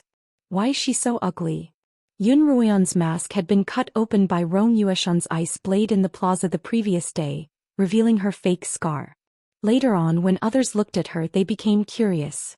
They would always look at her face with strange eyes, as if they wanted to see through the veil on her face and see her true face. Yun Ruoyan didn't like this, so she decided not to wear a veil in the future. She had come to Kongming Academy to cultivate, not to participate in a beauty pageant. If she were to openly show her ugly face to everyone, she might even be able to make friends who were willing to be friends with her. Li Emo expressed his approval of Yun Ruoyan's decision. After all, she looked far too beautiful and conspicuous without a veil. On the other hand, her ugly appearance reassured Li Emo quite a bit. Senior, not only is she ugly, but her heart is just as ugly as her appearance, Yi Qianying commented. I can see that. Guan Tianyu narrowed his eyes. How dare they ignore my disciple? I'm going to take them on. Senior, Yun Ruoyan is Master Mo's disciple. It's best if you don't provoke her, Rong Yueshan interjected. That's right. Yesterday Miss Rong Young Master Zhao and Miss Zhao got into a fight with Yun Ruoyan in the plaza. Yun Ruoyan relied on Master Mo's authority to take Miss Zhao's pearl for herself, and she even forced young Master Zhao to kowtow to her and admit his wrongdoings. Something like that happened. Guan Tianyu frowned. The Southern College had the first elder, and although it was clearly superior to the Northern College, the students of the Southern College were strictly required to keep a low profile. However, because of the second elder's competitive personality, his students were used to being arrogant and domineering. He actually kowtowed to her. Guan Tianyu looked toward Zhao Chong and Zhao Su. Both of them had ugly expressions on their faces, but they didn't say anything. The Zhao siblings weren't from the Northern College, but they were close friends with the Northern College. Naturally, Guan Tianyu had to act like a big brother, treating Zhao Chong as his own lackey. In that case, I'll have to take her on in Zhao Chong's stead. Guan Tianyu snorted as he walked toward Yun Ruoyan. Rong Yueshan and Yi Qianying glanced at each other, their eyes gleaming with satisfaction. They might be afraid of Li Emo, but someone else wasn't. Guan Tianyu's walking over. Zhong Yang said nervously. The other students were just as nervous as he was, all of them burying their heads in their bowls of rice. Guan Tianyu walked up to Yun Ruoyan's table, but his gaze turned to Zhong Yang. Zhong Yang seemed like an amiable, easygoing person, but in Guan Tianyu's eyes he was the easiest to bully. Zhong Yang had been bullied more than once by the Northern College's students. Junior brother Zhong, how was your appetite today? Guan Tianyu asked with a smile that didn't reach his eyes. Not bad, not bad. Zhong Yang hurriedly stood up and replied with a chuckle. Why do I feel like these meatballs are raw? Guan Tianyu frowned. Zhong Yang didn't know what he meant. How could that be? They're not raw, not raw. Is that so? Guan Tianyu took the chopsticks from Zhong Yang's hand, stuck them into Lin Qingqian's plate and picked up a meatball. When the meatball was picked up by Guan Tianyu, it quickly turned cold and a thin layer of ice formed on its surface. As the crowd watched, Guan Tianyu handed the meatball to Zhong Yang. This must be raw, or why isn't this junior sister eating it? But since you said it's not raw, why don't you eat it?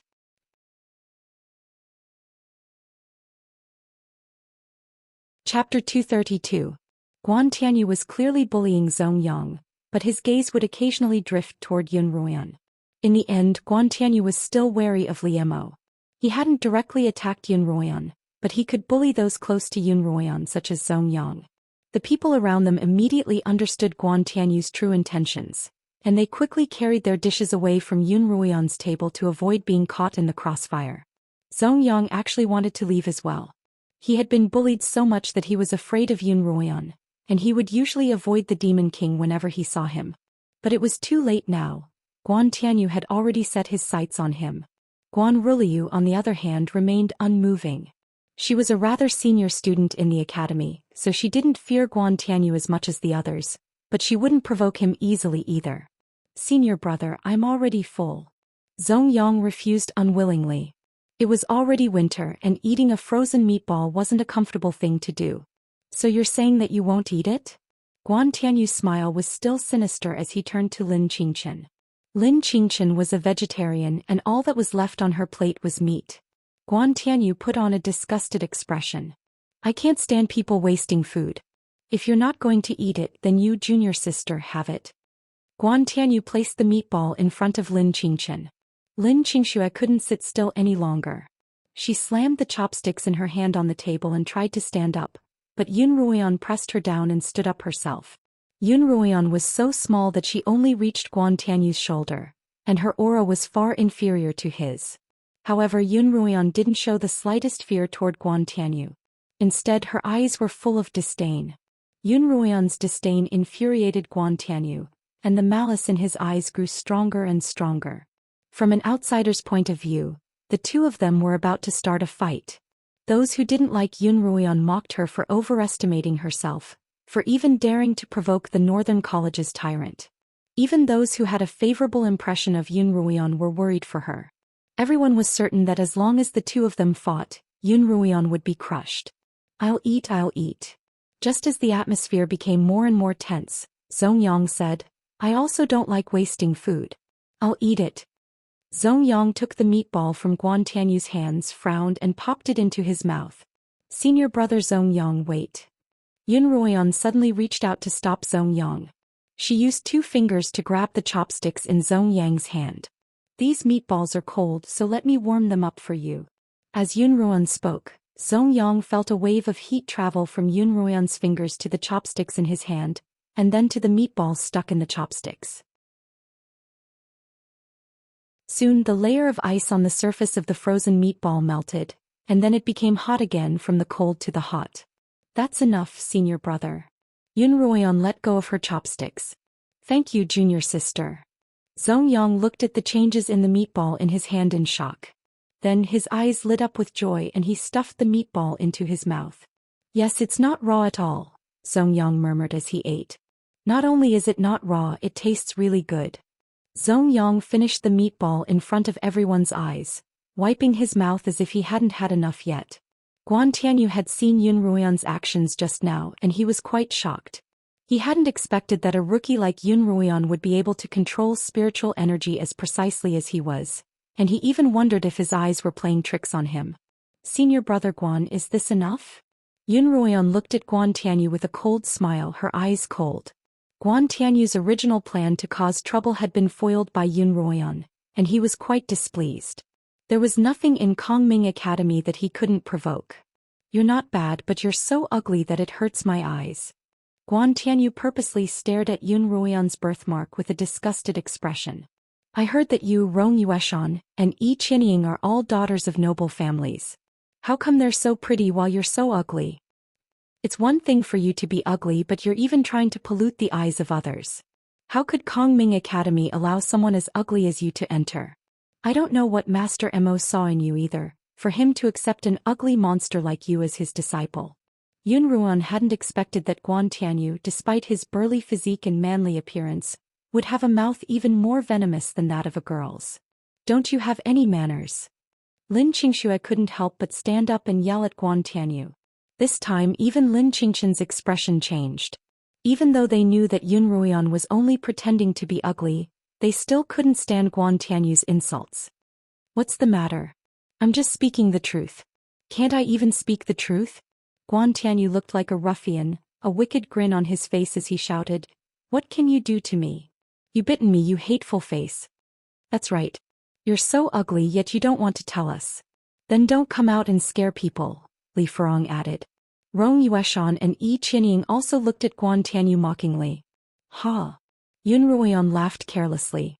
Senior brother Guan, Kongming Academy accepts students based on their abilities, not their looks.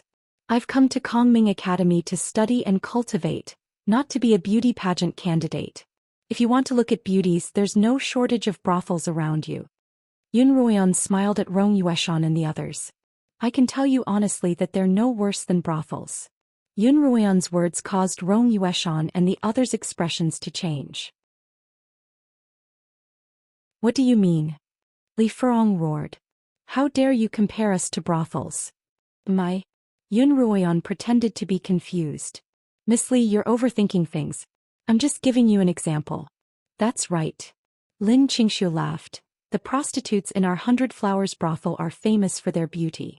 Just based on looks, I don't think you guys can compare to them. That makes sense, Senior Brother Guan, Lin Qingchen added coldly. If you really want to look at beauties, why don't you go there? Zhou Xian couldn't help but burst out laughing. He immediately covered his mouth with his hand, but he couldn't stop his body from trembling.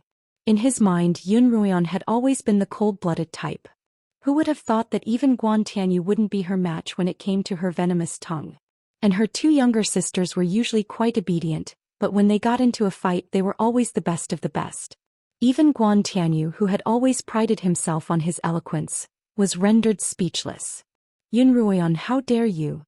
Rong Yueshan's face was bright red, and it seemed that she had truly been angered. I'm the daughter of the emperor's uncle, and Yi Qianying is the crown prince's concubine. Rong Yueshan hadn't succeeded in teaching Yun Ruoyan a lesson in the plaza, and she hadn't dared to do so because of Li Mo. However, her desire to teach Yun Ruoyan a lesson had never lessened. In fact, it had only grown stronger. She had intended to use Guan Tianyu to teach Yun Ruoyan a lesson today, but she hadn't expected that even the Demon King wouldn't be a match for Yun Ruoyan. Fortunately, she now had a good reason to teach Yun Ruoyan a lesson. If she didn't teach Yun Ruoyan a lesson after hearing such insults, her master, the second elder, would probably never forgive her. If I don't teach you a lesson today, I'm not worthy of my surname. Rong Yueshan shouted. She waved her hand at Yun Ruoyan, and two icicles shot toward Yun Ruoyan's group. Careful. Zhou Yang grabbed Lin Qingxue and Guan Ruliu pulled Lin Qingchen away. Yun Ruoyan grabbed a plate from the table and threw it in the direction of the icicles. The icicles hit the plate with a shattering sound, and all the juice and soup in the dish spilled out. Rong Yueshan and the others reacted quickly and dodged, but Li Furong was splattered all over her face. Lin Qingxue looked at Li Furong, but before she could laugh, Rong Yueshan shot out another two icicles. This time, however, Yun Ruoyan didn't dodge. Instead, she raised her right hand and a fireball appeared in her palm. Before the icicle could reach her, Yun Ruoyan hurled the fireball out. When the fireball met the icicles in midair, it exploded like a blossoming flower, enveloping the icicles within. In an instant, the icicles melted in the fire and disappeared. Fireball technique, Guan Tianyu exclaimed. I didn't expect this ugly girl to be so skilled. Things are getting interesting. Rong Yueshan was shocked to see that Yun Ruoyan, who she hadn't been able to deal with just a few days ago, had so easily neutralized her icicle technique. You've learned a physical technique as well. Ha, you're not the only one, master. Yun Ruoyan raised her right hand again and another fireball appeared in her palm. Didn't you want to fight me? In that case, I'll fulfill your wish. Yun Ruoyan threw the fireball at Rong Yueshan. Just as Li Mo had said, the fireball technique was specifically designed to deal with icicles. The fireball could melt the icicles, but the icicles couldn't stop the fireball. Rong Yueshan watched as the fireball got closer and closer. She could finally feel the impending danger. Just as Rong Yueshan was panicking, Guan Tianyu finally made his move.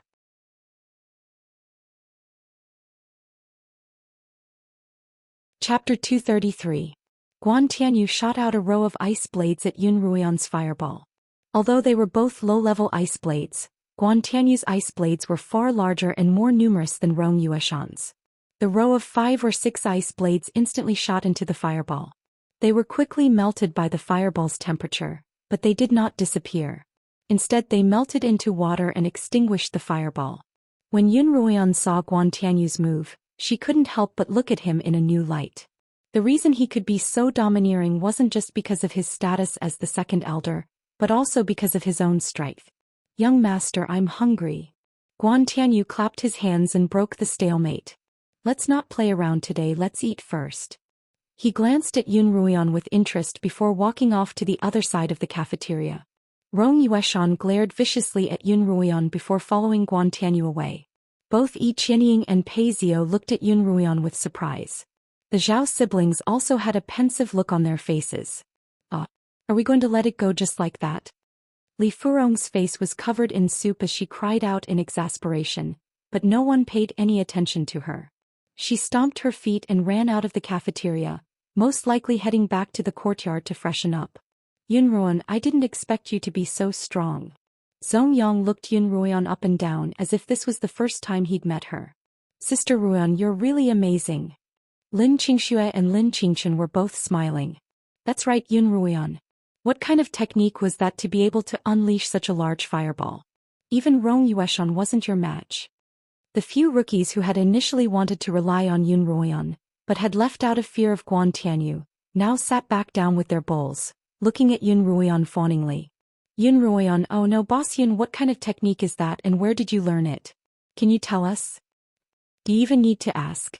Lin Qingxue cast a sidelong glance at the newcomer and slowly replied, of course it was taught by Master Mo. Sister Ruoyan is a disciple that Master Mo accepted in front of everyone, and the techniques that Master Mo imparted to her are naturally confidential. How could he just casually reveal them to you? Lin Qingxue didn't like the cowardly behavior of these rookies, and her tone carried a hint of disdain. Yun Ruoyan could understand their behavior. After all, it was common for the weak to attach themselves to the strong, so it wasn't unusual. However, this also made her realize that even if she wanted to form a team, she had to have strict requirements for her team members. Among these requirements was the courage to face off against the strong.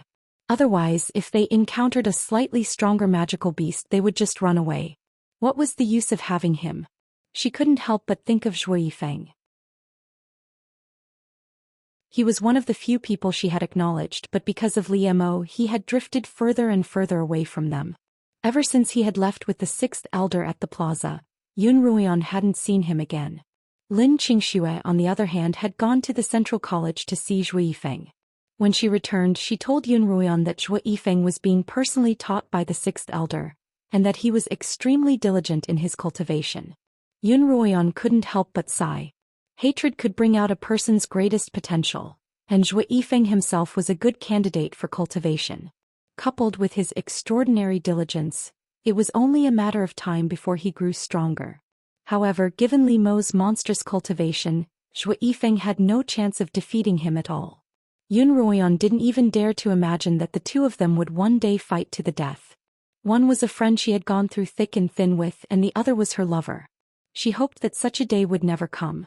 Was it really the Slaughtering King who taught you this technique? Lin Qingchen's puzzled question interrupted Yun Ruoyan's train of thought. That's right. Yun Ruoyan nodded. Lin Qingchen frowned slightly. She didn't live far from Yun Ruoyan, and they even had dinner together. Apart from when they were sleeping, the two of them were practically inseparable. When had the Slaughtering King taught her this new technique? It looks like I'll have to find some time to have a good chat with Sister Ruoyan, Lin Qingchen thought. Indeed, a master produces a brilliant disciple. Guan Ruliu stood up from her seat. Are you all done eating? Let's head back to the Southern College to prepare for our afternoon classes. Yun Ruoyan and the others followed Guan Ruliu out of the cafeteria. On the way out, Yun Ruoyan suddenly felt as if someone was staring at her from behind. Yun Ruoyan subconsciously turned around. Sure enough, she saw a few familiar faces and more than one at that. Yun Ruoyan glanced at them coolly before turning away and disappearing from the cafeteria. In an inconspicuous corner of the cafeteria, Wang Meng and Li Qianxiao sat facing each other. Brother Wang, I've noticed that you've been staring at Miss Yun. Have you taken a liking to her? Li Qianxiao smiled meaningfully. Your Highness, you must be joking. Wang Meng denied it, then asked with a smile. I saw that your Highness's gaze was also fixed on Miss Yun, and I found it strange. Your concubine is clearly the daughter of the Yi family, but you're staring at Miss Yun instead of her. What's the meaning of this? Li Qianxiao laughed dryly, then asked with a puzzled expression, I'm just curious as to why Miss Yun's birthmark seems to change. Sometimes it's bigger, sometimes it's smaller, sometimes it's darker, and sometimes it's lighter. Brother Wang, you're quite knowledgeable. Do you know why? Is that so? When Wang Meng had seen Yun Ruoyan before, she had always been wearing a veil. Now that she had taken off her veil, he was shocked by the birthmark on her face. Wang Meng had seen how much Li Mo doted on Yun Ruoyan, and he had even taken her in as his disciple. Did someone like Li Mo really not care about a woman's appearance? Wang Meng couldn't quite believe it. As the saying goes, a gentleman seeks a fair and graceful lady. Which man in this world doesn't love a beautiful lady? Even Li Mo was no exception. Combined with Li Qianxiao's question, Wang Meng's heart suddenly lit up. Could the scar on Yun Ruoyan's face be fake? Wang Meng was also a pill master, and he knew that there were several herbs that could be mixed together to create a birthmark scar. The martial arts world often used this method to disguise themselves, and Yun Ruoyan was most likely using it as well. Brother Wang, what's the matter? Why are you in a daze? Oh, nothing. Wang Meng took a sip of his soup, not intending to share his new discovery with Li Qianxiao. Why haven't I seen the fourth prince today? Wang Meng changed the topic. These past few days he had often gone to Li Qianxiao's residence to play with his two brothers. Wang Meng hadn't been familiar with Li Qianxiao before, having only met him at a banquet hosted by Paying Xiong. However, with Wang Meng's deliberate effort to befriend him, they had quickly gotten to know each other. Yesterday he suddenly told me that he'd had enough fun on Kongming Mountain, so I had a senior send him off the mountain early this morning, Li Qianxiao replied. Oh, is that so? I was going to have a drink with him tonight, but it looks like I'll have to wait until later, Wang Meng replied half-truthfully. On the second floor of the tower, Shui Yun was reporting to Li Mo, Your Highness, I purposely tried to find an opportunity to approach Li Qianyue, and as expected he asked me about the all-seeing mirror. Shui Yun glanced at Li Mo, a smile on his lips as he continued. Just as Your Highness said, Li Qianyue really doesn't know about the heavenly punishment. After I told him about this, he was so scared that his face turned ashen, and he left this morning with his tail between his legs. Li Mo nodded. Since that old man wanted someone to help him, he naturally wouldn't tell anyone about the heavenly punishment. Otherwise, who would risk the heavenly punishment to send a message to the divine dragon realm? I'd wanted to free that old man as soon as possible, but the situation has changed. It's best to keep his old bones around for a few more years. Both Li Mo's expression and tone were unusually sinister, and Shui Yun found him to be a stranger. In Shui Yun's eyes, although the slaughtering king was usually cold and serious, he was actually very good to his subordinates and clansmen. He was a kind-hearted man, but whenever the divine dragon clan was mentioned, his entire body would brim with a murderous aura. Even Shui Yun, who had served Li Mo for a very long time, felt afraid. I had you keep an eye on that female student named Li Furong. Did you find anything? Li Mo reigned in his sinister aura. I was just about to report this to Your Highness, Shui Yun replied. Shui Yun replied, On the night Your Highness gave me the order, I waited outside Li Furong's room. In the middle of the night, a black-robed man entered Li Furong's room. This subordinate wanted to eavesdrop on the commotion inside the room, but the black-robed man's senses were unusually sharp, and he was able to release his psychic energy over a large area. Projecting one's mental energy was extremely taxing, and unless one's cultivation had reached a certain level, one wouldn't be able to do so for an extended period of time. Otherwise, one's mental energy wouldn't be able to bear the strain. That person was able to project his mental energy all the way until he left. I'm guessing that he's already a 9th-rank blade master, Shui Yun replied. Alright, I understand. Did you find out where he went? I was incompetent. He was too fast and I didn't dare to follow him too closely for fear of alerting him. Shui Yun bowed. That's understandable. You may leave. Li Mo waved his hand dismissing Shui Yun. Li Mo clasped his hands behind his back as he walked to the railing. His gaze swept past the Southern College, then the Western College, then the Northern and Eastern Colleges, and finally the Central College in the corner. He couldn't help but frown. The black-robed man Shui Yun spoke of was undoubtedly the black-robed man on a crimson sword aura. As far as Li Mo knew, the only person who was at least a 9th-rank blade master was the second elder.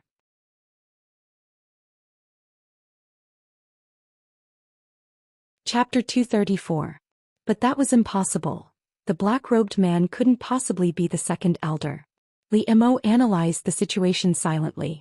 Firstly, the second elder's cultivation had long since reached the peak of the Sword Saint realm, and he would have been able to detect Yun Ruoyan and Shui Yun's presence. Secondly, although the second elder's temper was a little eccentric and domineering, he would never do anything to harm Kongming Academy. In that case, this black-robed man must have infiltrated Kongming Academy from outside, just like Li Furong. Li Furong had passed the student selection process, but this black-robed man was a male, and none of the male students fit the criteria. Instructors and administrators were even less likely, so the only other possibility was that they were handymen. In Kongming Academy, there were also handymen who did menial chores, such as cleaning the night incense or planting the vegetable garden. Since the students weren't willing to do the menial chores, the handymen would take over. Every handyman had a 3-year contract with Kongming Academy, and they could choose to leave after that, and the academy would recruit new students from outside the academy. Li Mo's eyes glinted. It was highly likely that this black-robed man had infiltrated Kongming Academy through this channel, and that he was currently disguised as a handyman. In the cafeteria, all of the students had finished their meals, and the honorary disciples in charge of cleaning began to clean up. Most of the students had good dining habits and they weren't usually very sloppy. However, because of Yun Ruoyan's group's conflict, they had put on a show in the cafeteria, resulting in quite a few dishes being smashed. Not only that, but the food and soup had spilled all over the floor and been trampled on by the students who had come in later. It was a disgusting sight to behold. Although the disciples in name weren't official students, they were all nobles. Usually they would sweep the floor and wipe the dust. Naturally, they wouldn't want to do such a disgusting job. The honorary disciples pushed each other around, none of them willing to do it. Just then a hunchbacked old man walked into the cafeteria. The honorary disciples all recognized him as Mute Li, who was responsible for cleaning the night incense. "Why don't we spend some money to get Mute Li to do it?" one of the honorary disciples suggested. Everyone agreed. Although the floor was dirty, it was still much cleaner than the filth in the cafeteria. "Hey Mute," a disciple called out to the old man. The old man didn't respond at all. "Are you stupid? That old man is deaf and mute." Another registered disciple took a step forward, took out a small piece of silver and waved it in front of the Mute Li, then pointed to the ground and mouthed exaggeratedly, "Clean the ground for us and this silver is yours." Originally, Mute Li wanted to pretend that he didn't understand, but these disciples seemed to be against him. They blocked his way and said that if he didn't clean up the ground, they wouldn't let him eat and so on.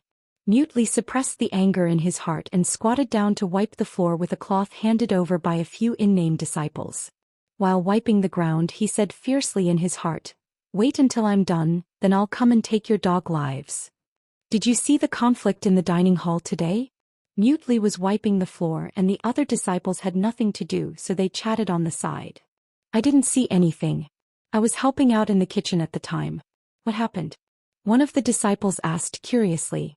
Therefore, the nominal disciple who had witnessed the whole incident told the whole story in detail. "Let me tell you, the funniest thing was that senior sister Li. She was splashed with soup all over her face and she was still jumping around. No matter how pretty she is, she still looks like an idiot, haha." The disciple laughed as he spoke. He didn't remember the excitement of the battle, but he did remember Li Furong's embarrassing appearance clearly. Mute Li cursed inwardly as he wiped the floor. Li Furong had already told him to keep a low profile, so why did it seem like she was deliberately going against him? Was there something wrong with her brain? It seemed like he couldn't delay things any longer. That night, Mute Li, the black-robed man, entered Li Furong's room once more. "Didn't I tell you to keep a low profile? Why did you embarrass yourself in the dining hall today?" The black-robed man questioned Li Furong. "My hand was injured by that ugly Yun girl, and I've been looking for an opportunity to teach her a lesson for a long time. And those Lin sisters by her side are all despicable." Li Furong replied indignantly. "I just happened to be with Guan Tianyu and Rong Yueshan today. Rong Yueshan and Yun Ruoyan have a grudge against each other, and I only wanted to provoke them into a fight. I didn't expect that I wouldn't be able to get away with it." "Humph," the black-robed man snorted. "How foolish. Yun Ruoyan is Li Mo's disciple, and given Li Mo's strength, it's obvious that Yun Ruoyan isn't weak at all. She's definitely not as simple as she seems." The black-robed man had observed Yun Ruoyan from afar when he was disguised as Mute Li. Apart from the ugly birthmark on her face, she didn't seem to have anything special about her. However, because of Li Mo's presence, the black-robed man never dared to underestimate Yun Ruoyan. "Remember the mission you've been assigned to Kongming Academy. Once you've completed it, you can have your revenge," the black-robed man instructed. "Then when should I do it? I really don't want to stay here for another day." Li Furong looked expectantly at the black-robed man. "I've been looking for an opportunity these past few days." In the darkness, the black-robed man's eyes shone like a beast's. Li Mo and the First Elder are both here, so this isn't a good time to strike. Once Li Mo leaves and the First Elder is alone, we'll strike. Li Furong wasn't the only one who didn't want to stay any longer. The black-robed man was even more desperate. Yixiang had been out for more than half a year and he was almost at his limit. It was all Tsang Song's fault for giving him such a good job. During this period of time, Mute Li had been observing Li Mo, ready to strike as soon as he left. What was strange, however, was that Li Mo, who had disappeared for more than a month in the past, was now staying at Kongming Academy, refusing to leave at all. Unable to do anything about it, the black-robed man wrote a letter to the far-sighted king, instructing him to find a way to transfer Li Mo away. As a result, Li Mo received a letter from the palace. The letter stated that the far-sighted king was coming to the capital to visit the emperor, and specifically requested to see Li Mo. The emperor Li Xiu urged Li Mo to return to the palace as soon as possible to reunite with his brother. Li Mo clutched the letter in his hand, his expression solemn. He had already found out that Mute Li was the black-robed man, and the only reason he hadn't taken any action yet was because he wanted to uncover the mastermind behind Mute Li's actions. Li Mo had sent someone to intercept Mute Li's letter to the far-sighted king, so he naturally knew the contents of the letter. Then he had sent a secret guard to trace the letter back to the far-sighted king. At first he didn't dare believe it. The far-sighted king, Li Xing, was his elder brother in name, and Li Mo's impression of him had always been that of a loyal and unambitious prince. But soon after, Li Mo received a letter from the palace. Li Mo had no choice but to believe that Mute Li's mastermind was none other than the far-sighted king. Wasn't the explanation of these few paragraphs a little sloppy and simple? With just a few words, the far-sighted king's true identity was revealed to the male lead.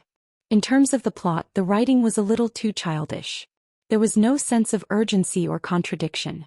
That night, Li Mo and Yun Ruian sat by the bed, hugging each other as they chatted. "I've received a letter from the palace.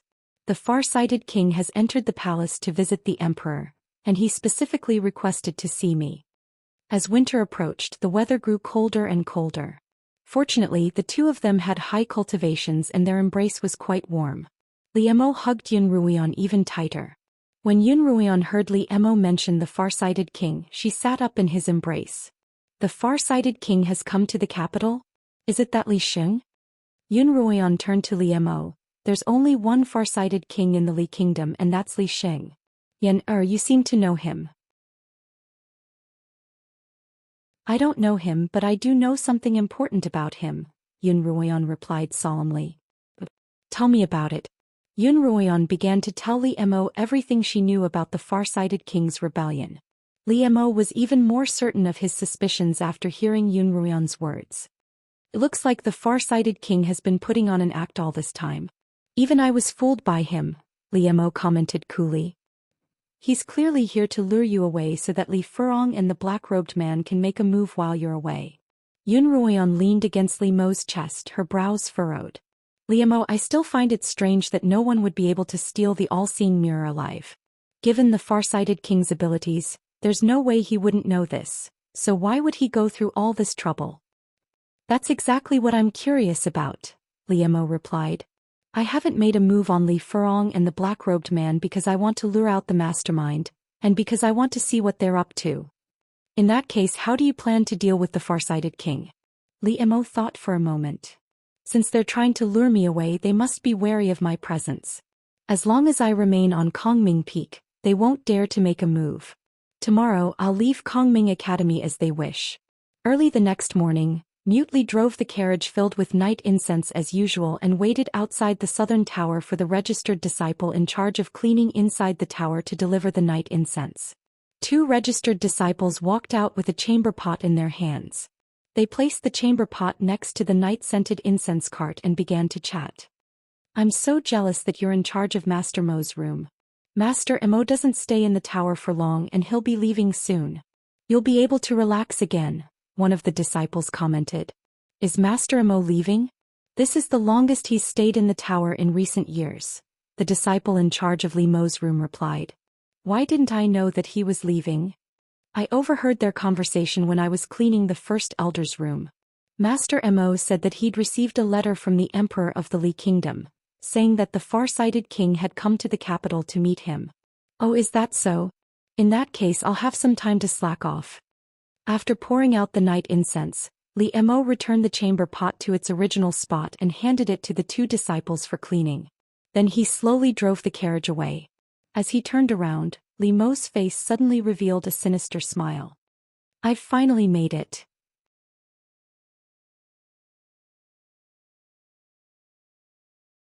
Chapter 235. On the second floor of the southern tower, Li Mo was standing in front of the railing when Li Mo turned to look at him. As if sensing Li Mo's gaze swept past them mutely before he summoned a streak of green sword chi and stepped onto it. Li Mo inwardly heaved a sigh of relief, a smile on his lips. I've finally gotten rid of this demon of pestilence. The black-robed man's understanding of Li Mo came from the far-sighted king's warnings. As Li Mo's younger brother in name, the far-sighted king understood him very well, and the more he understood him, the more he feared him. Li Mo had only been 6 or 7 when he entered the palace, but he was already different from the average child. Li Mo was too intelligent and his cultivation progressed too quickly. This surprised Li Xing and he wanted to get closer to him. But no matter how much he tried, the little boy remained cold, as if he could tell that there was more to Li Xing than meets the eye. Li Mo's abilities as an adult shocked Li Xing even more. At 16 he was able to command an army and quell the Beastkin rebellion, and he had a lofty status in Kongming Academy. Unfortunately he couldn't make use of such a talented person, which left Li Xing regretful and vexed every night. Li Mo alone was equivalent to an entire army, but if he were to make an enemy out of Li Mo, it would be as much of a hindrance as an army. Li Xing had been lying low for so many years, partly because he wanted to be fully prepared, and partly because he was wary of Li Mo. The biggest reason he had stolen the manual was to use it against Li Mo. Li Xing believed that if he were to meet Li Mo on the battlefield one day, he would be able to put up a fight with him with the manual. As a result, the black-robed man's operation had come to fruition. Because he had already made preparations for the operation, the black-robed man moved quickly. After a brief discussion with Song Song and Li Furong, he came up with a plan. The operation would begin after midnight when everyone was at their most tired. Song Song wouldn't participate in the operation, and instead returned to his own courtyard to await further news. Li Furong would be the main operator, while the black-robed man would provide support. Poor Li Furong still didn't know how dangerous the all-seeing mirror was, and that she was destined to be the sacrificial lamb. At this moment she was waiting excitedly for the arrival of the midnight hour. When it was almost midnight, the black-robed man gave the order to begin the operation. Both of them were dressed in nocturnal clothes. Under the cover of the night, they moved quickly toward the southern tower. About 100 meters away from the two of them, there were 2 other figures hidden behind the black-robed man and Li Furong. They were moving at the same speed as the 2 in front of them. These 2 were none other than Shui Yun and Yun Ruoyan. Yun Ruoyan was in charge of following Li Furong. As she looked at Li Furong's back from afar, she couldn't help but feel a little surprised. Li Furong's cultivation wasn't very high, and even Lin Qingxue wasn't a match for her. She appeared to be an early-stage 5th-rank blade master, but her speed was so fast that even a peak 7th-rank blade master like Lin Qingxue had to use all her strength to keep up. Sure enough, even a seemingly useless vase might have something special about her. When the black-robed man and Li Furong arrived at the southern tower, they hid behind a patch of vegetation. Song Song had already drawn a map of the southern tower for them to see, so the 2 of them had a rough idea of what lay within. You can move out now. I'll wait for you here, the black-robed man whispered to Li Furong. All right. Li Furong crouched and took 2 steps towards the southern tower. Suddenly she turned around and looked at the black-robed man with a burning gaze. Master, don't forget what you said before. Don't worry, when have I ever lied to you? The black-robed man replied sincerely. I'll definitely recommend you to the far-sighted king. Once he ascends to the throne, you'll be second only to the far-sighted king. Hearing this, Li Furong's eyes lit up even more. The black-robed man watched as Li Furong crawled all the way to a corner of the southern tower. He was a little reluctant to part with her. After all, he had spent so many years raising her. At the same time, however, he couldn't help but sneer inwardly. Once a person harbored such thoughts, they were bound to die, and Li Furong was no exception. When Li Furong reached the corner of the tower, she didn't open the door to the tower like Yun Ruoyan had expected. Her whole body was like a gecko climbing up the wall at an extremely fast speed. Yun Ruoyan had seen Li Mo use this technique before. That night when they were scouting the Yuelu villa, Li Mo had used this technique behind Yun Ruoyan's back to avoid alerting the enemy. Yun Ruoyan naturally knew that this technique required a large amount of spiritual energy, which had to be converted into a suction force in order to scale the wall like a gecko. Li Furong clearly didn't have that much spiritual energy, but the fact that she was able to pull off such a suction force was truly puzzling to Yun Ruoyan. There's a hidden door behind the southern tower. Miss Yun, you keep an eye on Li Furong and I'll stay here and keep an eye on the black-robed man, Shui Yun whispered to Yun Ruoyan. Yun Ruoyan nodded, then quietly circled to the back of the southern tower. Yun Ruoyan had already been informed of the location of the hidden door, so she was able to find it easily. After entering the southern tower, Yun Ruoyan walked all the way to the top floor. At the same time, Li Furong leaped over the railing and into the tower. Yun Ruoyan retracted her aura and hid behind the door as she watched Li Furong approach the all-seeing mirror. The all-seeing mirror sat quietly on a stone pedestal in the center of the room. Yun Ruoyan had only seen it once during the day. At that time she saw a white mist floating above the mirror of the divine eye of heaven.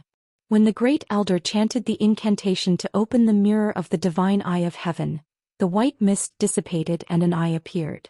After the eye slowly opened, one could see what one wanted to see in that pair of eyes. However, it was nighttime and this was the first time Yun Ruoyan had seen the all-seeing mirror at night. The surface of the mirror was pitch black as if it were a bottomless pool, mysterious and cold. At the same time, one would feel a sense of reverence for it and not dare to approach it. Li Furong, however, didn't seem to feel this way. Her eyes glowed as she walked toward the all-seeing mirror. As she walked, she murmured, "So this is the all-seeing mirror? It's pitch black and there's nothing special about it." But as soon as Li Furong picked up the all-seeing mirror, a strange phenomenon occurred. A blood-red eye suddenly appeared on the surface of the mirror. The blood-red eye stared straight at Li Furong, causing her to retreat in fear. As she retreated, a beam of red light shot out from the eye and struck Li Furong's body. "It's a demonic eye, a demonic eye." Qiuqiu's voice suddenly rang out in Yun Ruoyan's mind. Qiuqiu had been cultivating diligently, and this was the first time in nearly 10 days that it had spoken of its own accord, and its voice was filled with fear. Even Yun Ruoyan, who had always been calm and collected, couldn't help but feel nervous. She didn't have the time to talk to Qiuqiu and instead stared unblinkingly at Li Furong. Because something was happening to Li Furong's body as well. The red light seemed to be extremely harmful to Li Furong. Her face contorted in pain and her mouth was wide open but no sound came out. Perhaps there was a sound but it was muffled by the red light. Within the red light, it was as if a strange and tragic pantomime was taking place. Black scales began to burrow out of Li Furong's exposed skin. Li Furong's snow-white skin was slowly being covered by black scales, and the contrast between the black and white scales caused Yun Ruoyan's back to turn numb. "Mistress, so this noisy Li Furong is actually a black-scaled gecko that's turned into a demon." Yun Ruoyan stared in shock. Li Furong was still transforming. Her hands and feet slowly turned into sharp claws, and her face began to take on the appearance of a gecko. Finally, she landed on all fours within the red light, revealing her true appearance. She was a gigantic black-scaled gecko. The blood-red eye continued to emit a red light that seemed to have a corrosive effect. The gecko's hard scales began to melt, and white smoke began to rise from the gecko's body. The gecko struggled in pain, but the red light from the demonic eye seemed to imprison it. Not only did it stop its voice but it also froze all of its movements. By the time the gecko had completely melted, a pitch-black beast core was left within the red light. That's the gecko's core. It's extremely poisonous and can be used to refine poison, Qiuqiu reminded. Yun Ruoyan nodded and walked toward the red light. Just as she was thinking about how to extract the gecko's core from the light, her gaze landed on the all-seeing mirror's demonic eye. In an instant Yun Ruoyan felt as if she'd been electrocuted. A white light flashed in her mind, and the figure of a black dragon slowly flew up into the sky. The white light dissipated. "Mistress, hurry up and extract the core. The elders are coming." Qiuqiu quickly called out to Yun Ruoyan when she saw that she was suddenly stunned. The white light in her mind disappeared, and Yun Ruoyan regained her clarity of mind. When she heard Qiuqiu's call, she looked at the all-seeing mirror once more, only to find that the pair of demonic eyes had disappeared, and the surface of the mirror had returned to its original pitch-black state. The black-scaled gecko's core fell to the ground. Yun Ruoyan picked it up and stored it in her bracelet before quickly descending the tower. The black-robed man was hiding behind the vegetation. Seeing that there was no movement from the top of the tower, his heart was filled with anxiety. Suddenly, 5 streaks of sword light appeared from different directions. The black-robed man knew that he had succeeded, and he carefully retracted his aura. The 5 streaks of sword light were none other than the first elder and the other elders. The 5 elders had sensed the all-seeing mirror's movements, and they had hurried over. When the black-robed man saw the 5 streaks of sword light land on the top of the tower, he crouched down and approached the southern tower. He fished out a key from his robes and easily opened the southern tower's doors.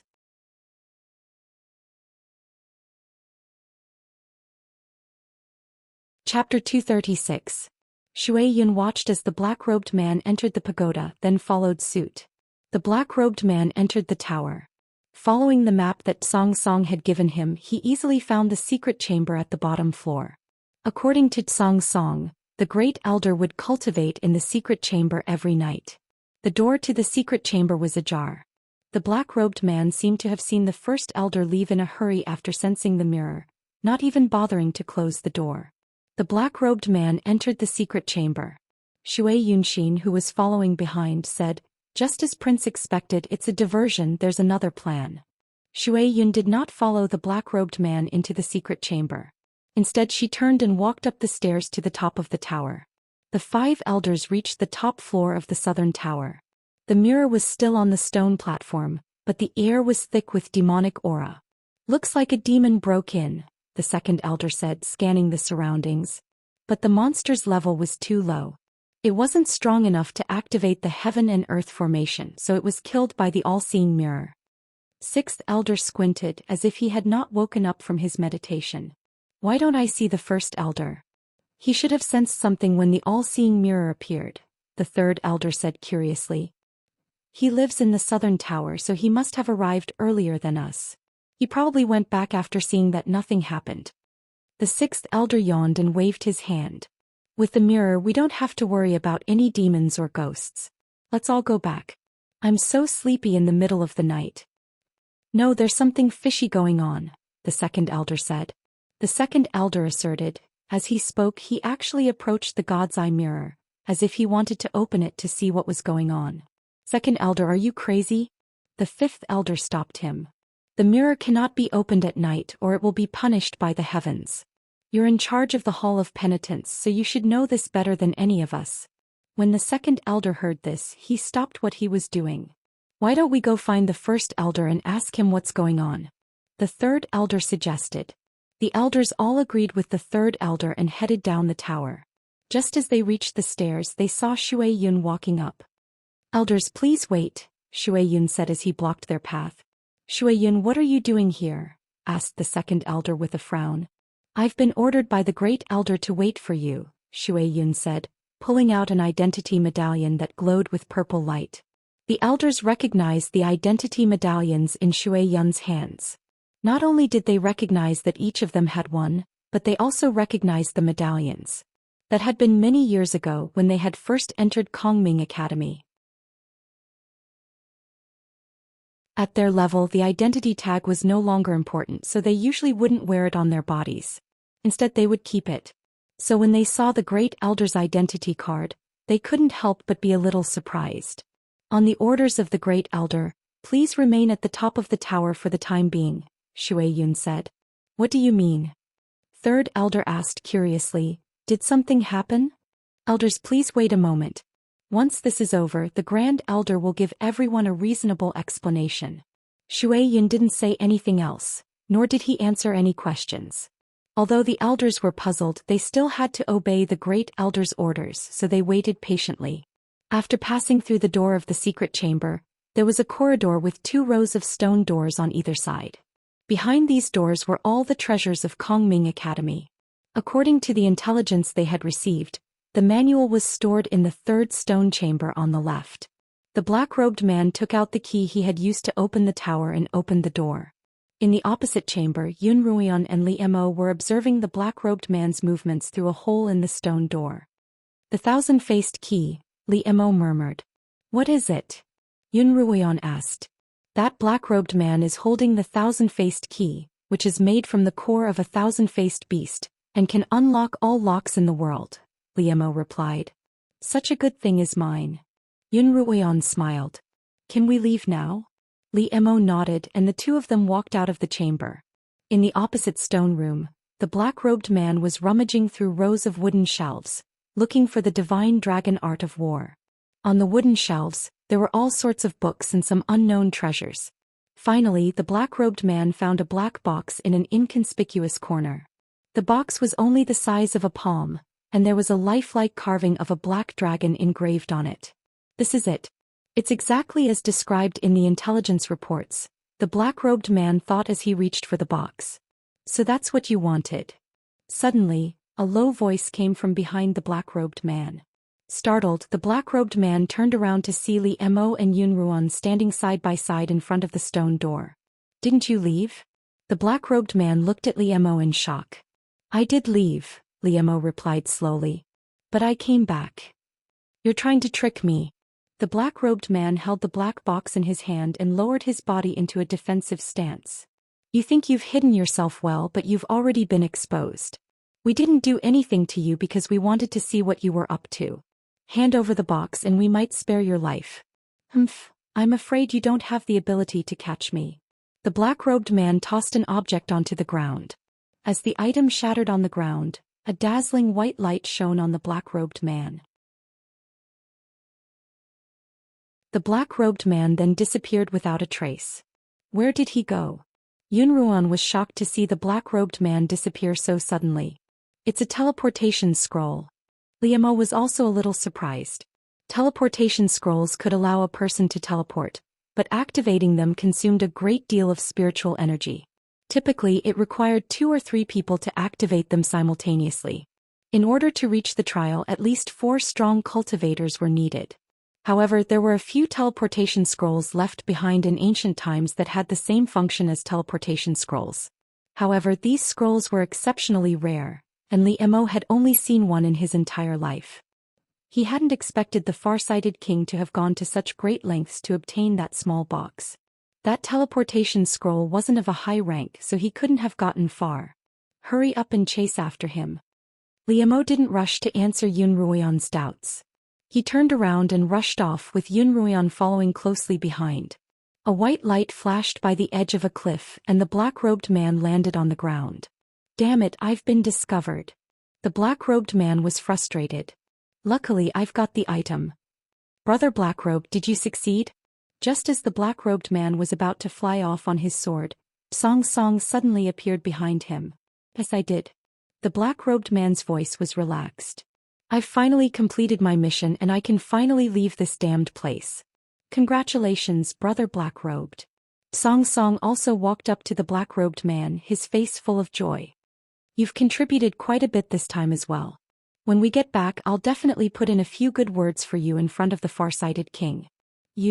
Before the black-robed man could finish his sentence, he felt a sharp pain in his abdomen. He stared at Song Song in disbelief. Why? The black-robed man grabbed Song Song's blood-stained hand. Song Song was holding a dagger in his hand, and the blade of the dagger had completely sunk into the black-robed man's abdomen. "Brother Black-robed, you've been exposed," Song Song whispered. Song Song lowered his voice and said, "You can't escape. Only by killing you and confusing the crowd can I deliver the divine dragon art of war to the prince. Rest in peace." By the time Yun Ruoyan and Li Mo had arrived, they saw Song Song stab the black-robed man's chest, then kick him off the cliff. "Senior Song Song, stop." Yun Ruoyan shouted at Song Song, but it was clearly too late. The black-robed man had already been kicked off the cliff. Song Song sheathed his sword and looked at Li Mo and Yun Ruoyan calmly. Li Mo and Yun Ruoyan quickly walked to the edge of the cliff. Yun Ruoyan looked down and saw that the bottom was shrouded in mist. If he fell from here, he wouldn't even have a corpse left. Yun Ruoyan turned back to Liemo Senior. Xianxia, why are you here? Liemo frowned at Xianxia.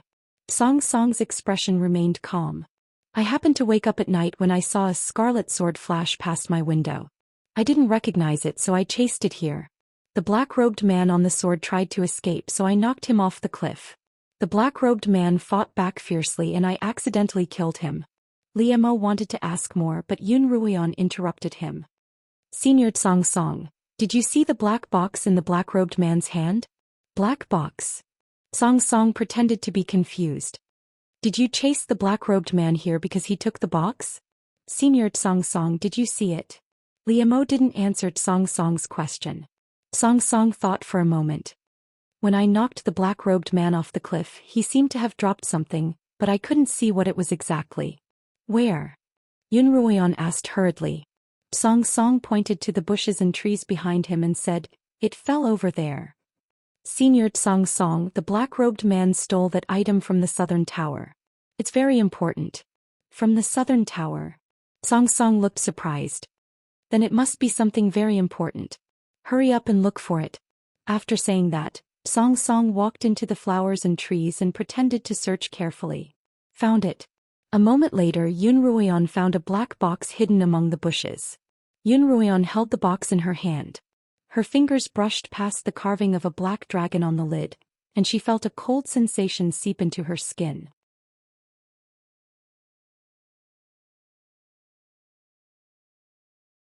Chapter 237. Yun Ruoyan felt a strange coolness from the black box in her hand. She couldn't help but take a closer look at the black box in her hand. It was a box made of an unknown material. It was entirely black, and the engraving of a black dragon on it was exceptionally exquisite. At a closer look, it looked as though it were a living creature. Yun Ruoyan also felt a sense of familiarity with the dragon.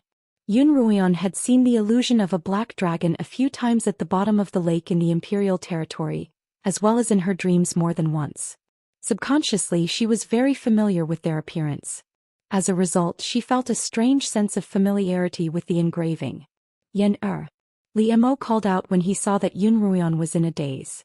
Yun Ruoyan looked at Liemo and opened her mouth, but she didn't say anything. This feeling was so strange that she couldn't explain it in words. Here, is this the one? Yun Ruoyan handed the black box to Liemo. Liemo took the box and confirmed that it was indeed the one that had been taken away by the black-robed man. He glanced at Xianxia coolly before opening the box. A green jade tablet was placed inside. The jade tablet emitted a faint green light, indicating that it was not an ordinary item. However, neither Liemo nor Yun Ruoyan had ever seen it before, so they couldn't tell what was so special about it. Liemo closed the box again. Senior Xianxia, a thief has snuck into the academy. Tomorrow I'll have to trouble you and the stewards from the other colleges to conduct a thorough investigation, just in case the thief has any accomplices. Of course, Xianxia replied. Xianxia's expression darkened as he watched Liemo and Yun Ruoyan leave. His dissatisfaction with Liemo rose once more. Relying on your status as the first elder's head disciple, you arrogant brat. Sooner or later I'll show you what it means to respect your elders. Xianxia snorted and turned to leave. Liemo stopped after 2 steps and turned back to Yun Ruoyan. The 5 elders are still waiting in the southern tower. I'll have to return to the palace and get my master back to deal with them. Liemo's departure was true, and he had indeed gone to the palace to meet the farsighted king. However, he had found an opportunity to have the first elder take his place. The first elder knew how to disguise himself, so he had disguised himself as Liemo to confuse the crowd. I'll go too. Yun Ruoyan exclaimed. I don't have much to do here anyway. Liemo summoned a green sword aura, wrapped one hand around Yun Ruoyan's waist, and stepped on the sword aura as they flew toward the capital. It'll take a few hours for us to make a round trip. Senior Shui Yun won't be able to deal with those 5 elders by herself, will she? Yun Ruoyan poked her head out of Liemo's loose robes. Shui Yun is only following orders. They won't make things difficult for her.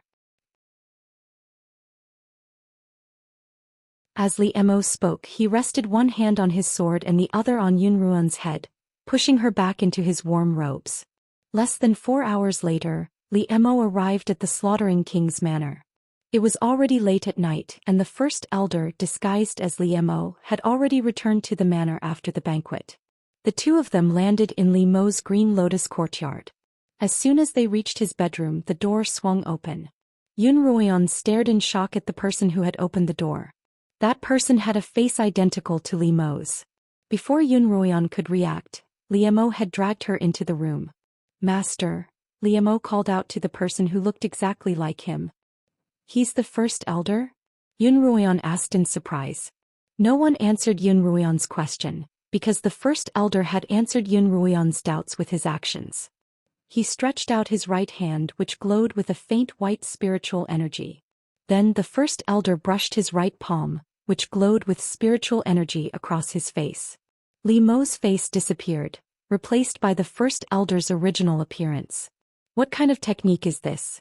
It's so powerful that it can change a person's appearance. Yun Ruoyan couldn't help but exclaim in admiration. It's a spirit transformation technique, and only those who are at the peak of their cultivation can learn it, Li Emo explained. "How did it go? Are you done?" the first elder asked. Li Emo recounted the events of the night in detail to the first elder, and Yun Ruoyan supplemented. "I didn't expect that Li Furong to be a black-scaled lizard. However, its cultivation was too low, and it was melted by the all-seeing mirror's red light. All that's left is this." Yun Ruoyan took out the black beast core with a flip of her hand. Logically speaking, Li Furong's cultivation shouldn't be low if she's able to take human form and refine such a large beast core. Yun Ruoyan raised a question. But from the way she was killed as well as her usual behavior, it's clear that her cultivation isn't all that high. Why is that? Li Emo didn't know much about Li Furong, so he couldn't answer Yun Ruoyan's question. The great elder said, "There's only one possibility for such a situation. She's a mutant that has just gained a human form not too long ago. Moreover, she didn't obtain her human form through cultivation. Instead, she consumed some kind of spiritual medicine that can help her quickly gain a human form. This is a kind of excessive enthusiasm. Even if you obtain a human form, your cultivation will never be able to increase." So that's how it was. Yun Ruoyan finally understood. Li Furong had clearly been used by the black-robed man as a pawn to ensure her death. "Master, this is what the black-robed man stole from the southern tower." Li Emo handed the black box to the first elder. The great elder took the small box and examined it carefully. Then he opened the small box and took out the piece of jade inside to examine it carefully. This was likely the first time the first elder had seen such an object. "First elder, you don't look like you've seen this box before," Yun Ruoyan asked. The first elder nodded. There were 10 stone chambers in total, and each chamber contained at least 1,000 items, ranging from artifacts and weapons to all sorts of tomes and rare antiques. "I've studied less than 100th of them, and this is the first time I've seen this box and this piece of jade. Although this green jade is valuable, it doesn't seem to have anything special about it. It shouldn't be worth so much effort." The first elder narrowed his eyes and looked at the box. Compared to the green jade, this box is even more unique. The first elder suddenly thought of something else. How did the black-robed man get into the secret chamber? It would have been better if the first elder hadn't mentioned it, but Yun Ruoyan immediately remembered. She couldn't help but feel a little heartache as she said, "The black-robed man used the 10,000 transformations key. I wanted to get my hands on it, but the black-robed man was knocked off the cliff by Martial Granduncle, and the 10,000 transformations key followed him down the cliff." "Which Martial Granduncle?" Great Elder asked. "Song Song." Li Emo crossed his arms. "I felt that something was off about him.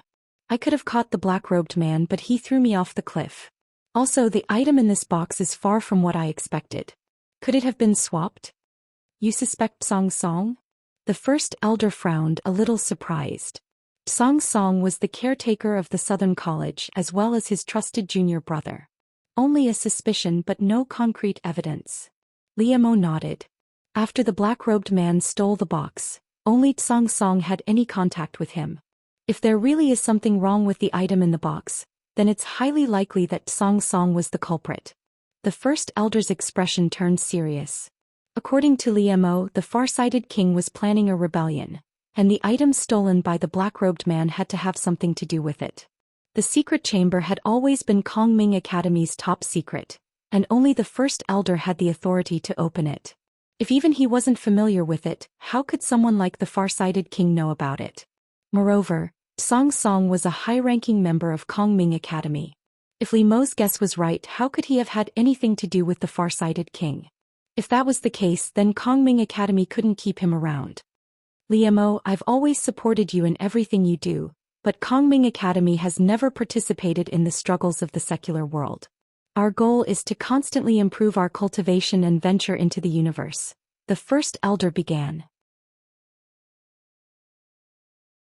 Most people in the world are short-sighted, but you should know that cultivation is the only way. Yes, master. Li Mo nodded. The first elder was both a master and a senior to Li Mo, and more often than not he played the role of a friend. As a result, Li Mo respected and trusted the first elder. Sometimes, Li Mo would choose to ignore Empress Xue Tong's words, but he would often listen to the first elder's advice. At this moment Yun Ruoyan wasn't listening to their conversation. She couldn't help but recall the demonic eye she had seen in the all-seeing mirror. The crimson light emitted by the demonic eye could melt Li Furong's black-armored lizard in an instant. It was extremely terrifying and bizarre. Yun Ruoyan couldn't help but think of the demonic eye she had seen in the serpent ring. Although that demonic eye was much smaller and less powerful than the one she had seen in the all-seeing mirror, the aura it exuded was extremely similar. Mistress, before you figure out what's going on with the demonic dragons, it's best not to tell anyone else. Not even Li Mo or the first elder. As if sensing Yun Ruoyan's confusion, Qiuqiu reminded her once more. You'll have to investigate on your own. Just a moment ago Yun Ruoyan had indeed considered asking the first elder and Li Mo about the matter, but Qiuqiu's reminder had dispelled that notion. After explaining the situation to the first elder left. He also brought the black box back with him for safekeeping. Li Mo still had to enter the palace after daybreak, as the far-sighted king would be staying in the capital for a few days. The next day, after having breakfast with Yun Ruoyan, Li Mo entered the palace. Yun Ruoyan didn't follow him. Instead she went to the Lin Manor to look for Lin Zainin. Yun Ruoyan hadn't forgotten the black dragon's words in the demonic dragon tomb. Investigate carefully and you'll surely find some clues that will reveal your identity. If she wanted to uncover her true parentage, she would have to start with those closest to her. Yun Ruoyan first chose Lin Zainin, who truly loved her. Lin Zainin was pleasantly surprised to see Yun Ruoyan. The last time Yun Ruoyan had been infected by demonic energy, Li Mo had hurriedly taken her away from the Lin Manor. Although Li Mo had reported that she was safe, Lin Zainin couldn't help but worry. As soon as he saw her, he looked her up and down, asking if she was feeling well and if she still felt unwell. Only when he received a positive answer did he relax. Why had she suddenly returned?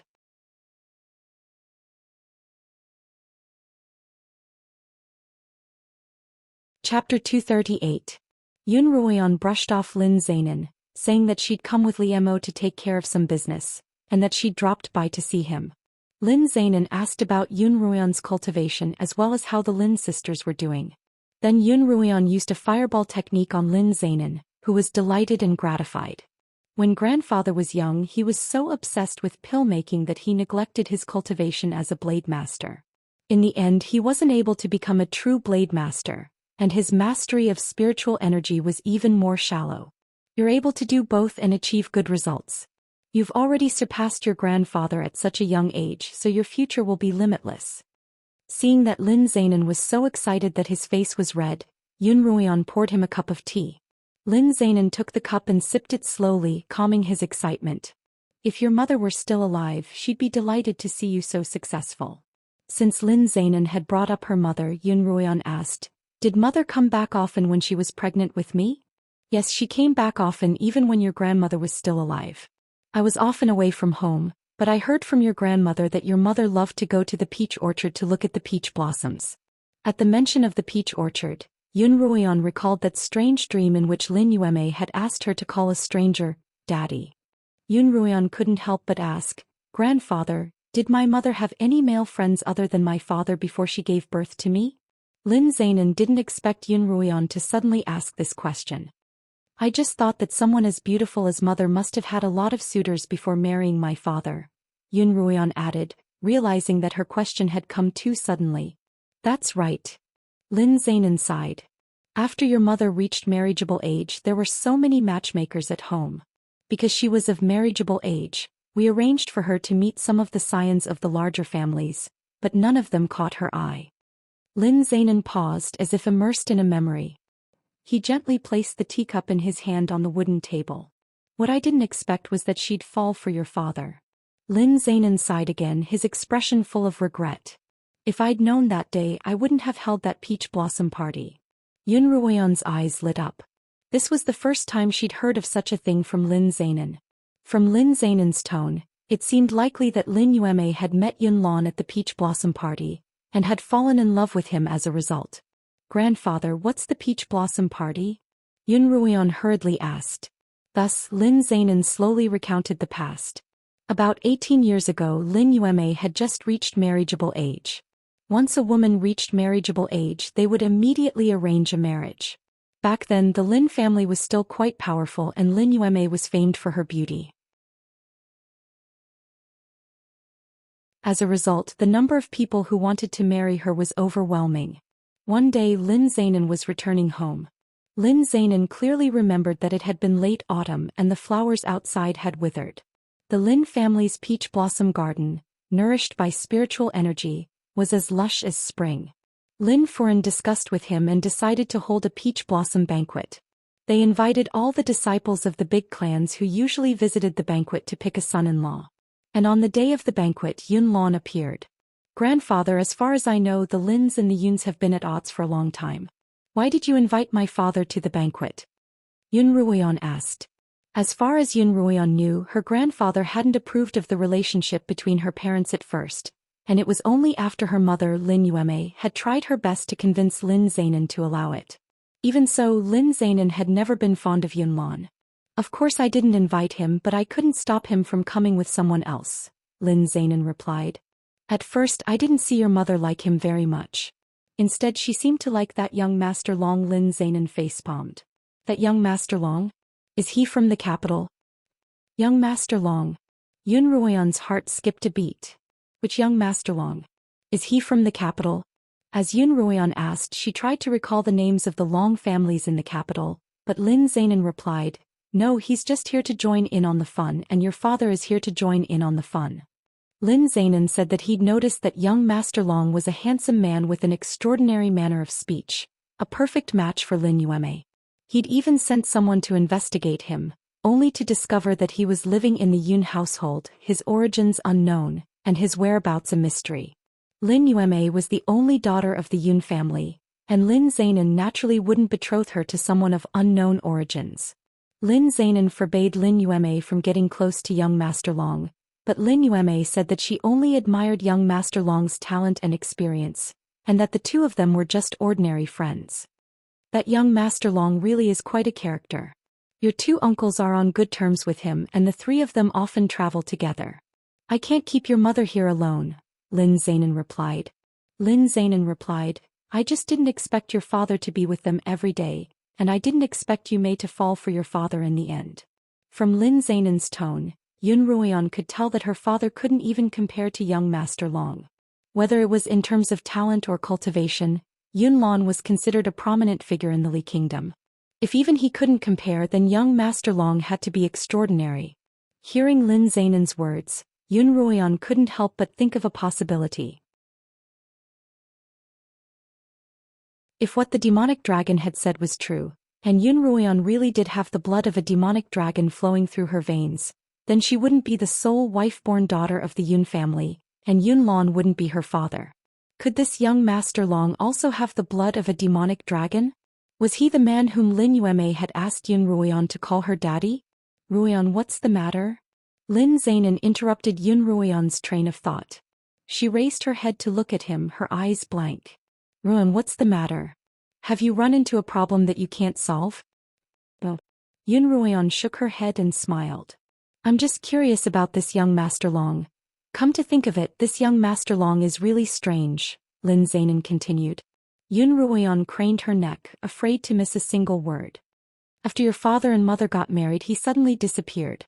Someone like him shouldn't be a nameless nobody, but I've never heard of him throughout my travels. It's as if he's vanished from the face of the earth, Lin Zainan murmured curiously. Yun Ruoyan left the Lins and returned to the Slaughtering King's manor, where she was surprised to see her brother Yun Maoxiao.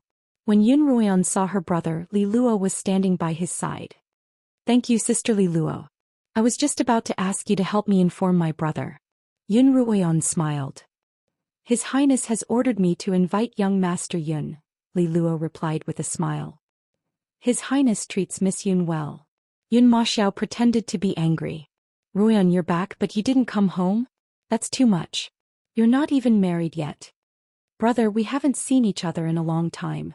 Can we talk about something else? Yun Ruoyan half coquettishly changed the topic, then dragged her brother to the Qinghe manor. I'll go prepare some tea. Li Luo turned and left. When Yun Ruoyan saw her brother's gaze following Li Luo's back, she couldn't help but tease him. Brother, how's it going with your sister-in-law? Yun Maoxiao's face reddened. What sister-in-law? We're not even married yet, and if she hears you calling me that, she'll probably ignore me. What do you mean we're not married yet? Brother, you're a little inefficient too. Yun Ruoyan giggled as her brother covered her mouth. Not long after, the two of them arrived at the Qinghe manor, which was separated by a pond and a wooden house.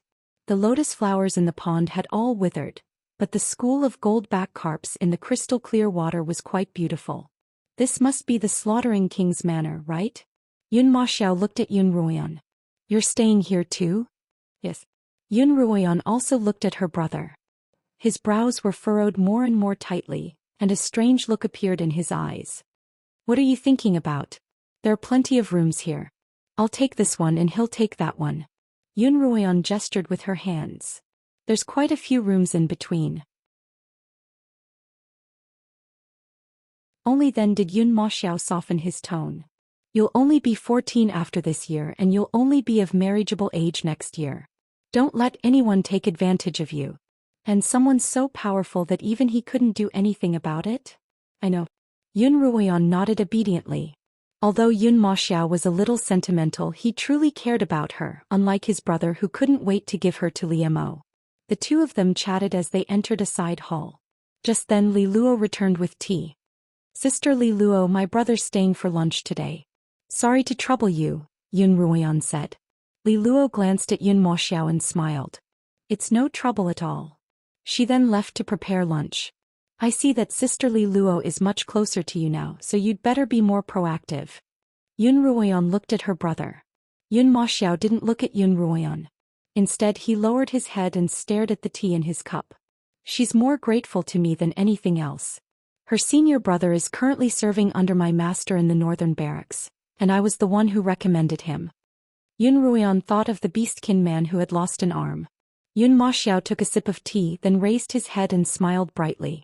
But I have plenty of patience. Brother, I'd like you to investigate someone for me, Yun Ruoyan suddenly said. Who? Yun Maoxiao asked. A young master surnamed Long.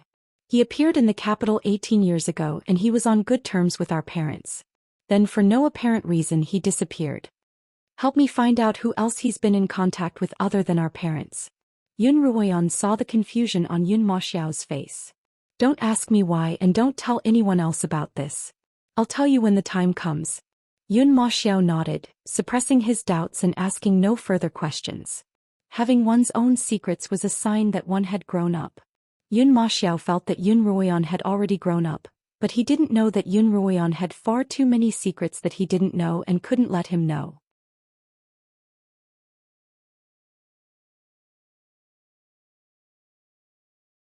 Chapter 239. After lunch, in order to create an opportunity for Yun Maoxiao and Li Luo to interact, Yun Ruoyan suggested a game of chess.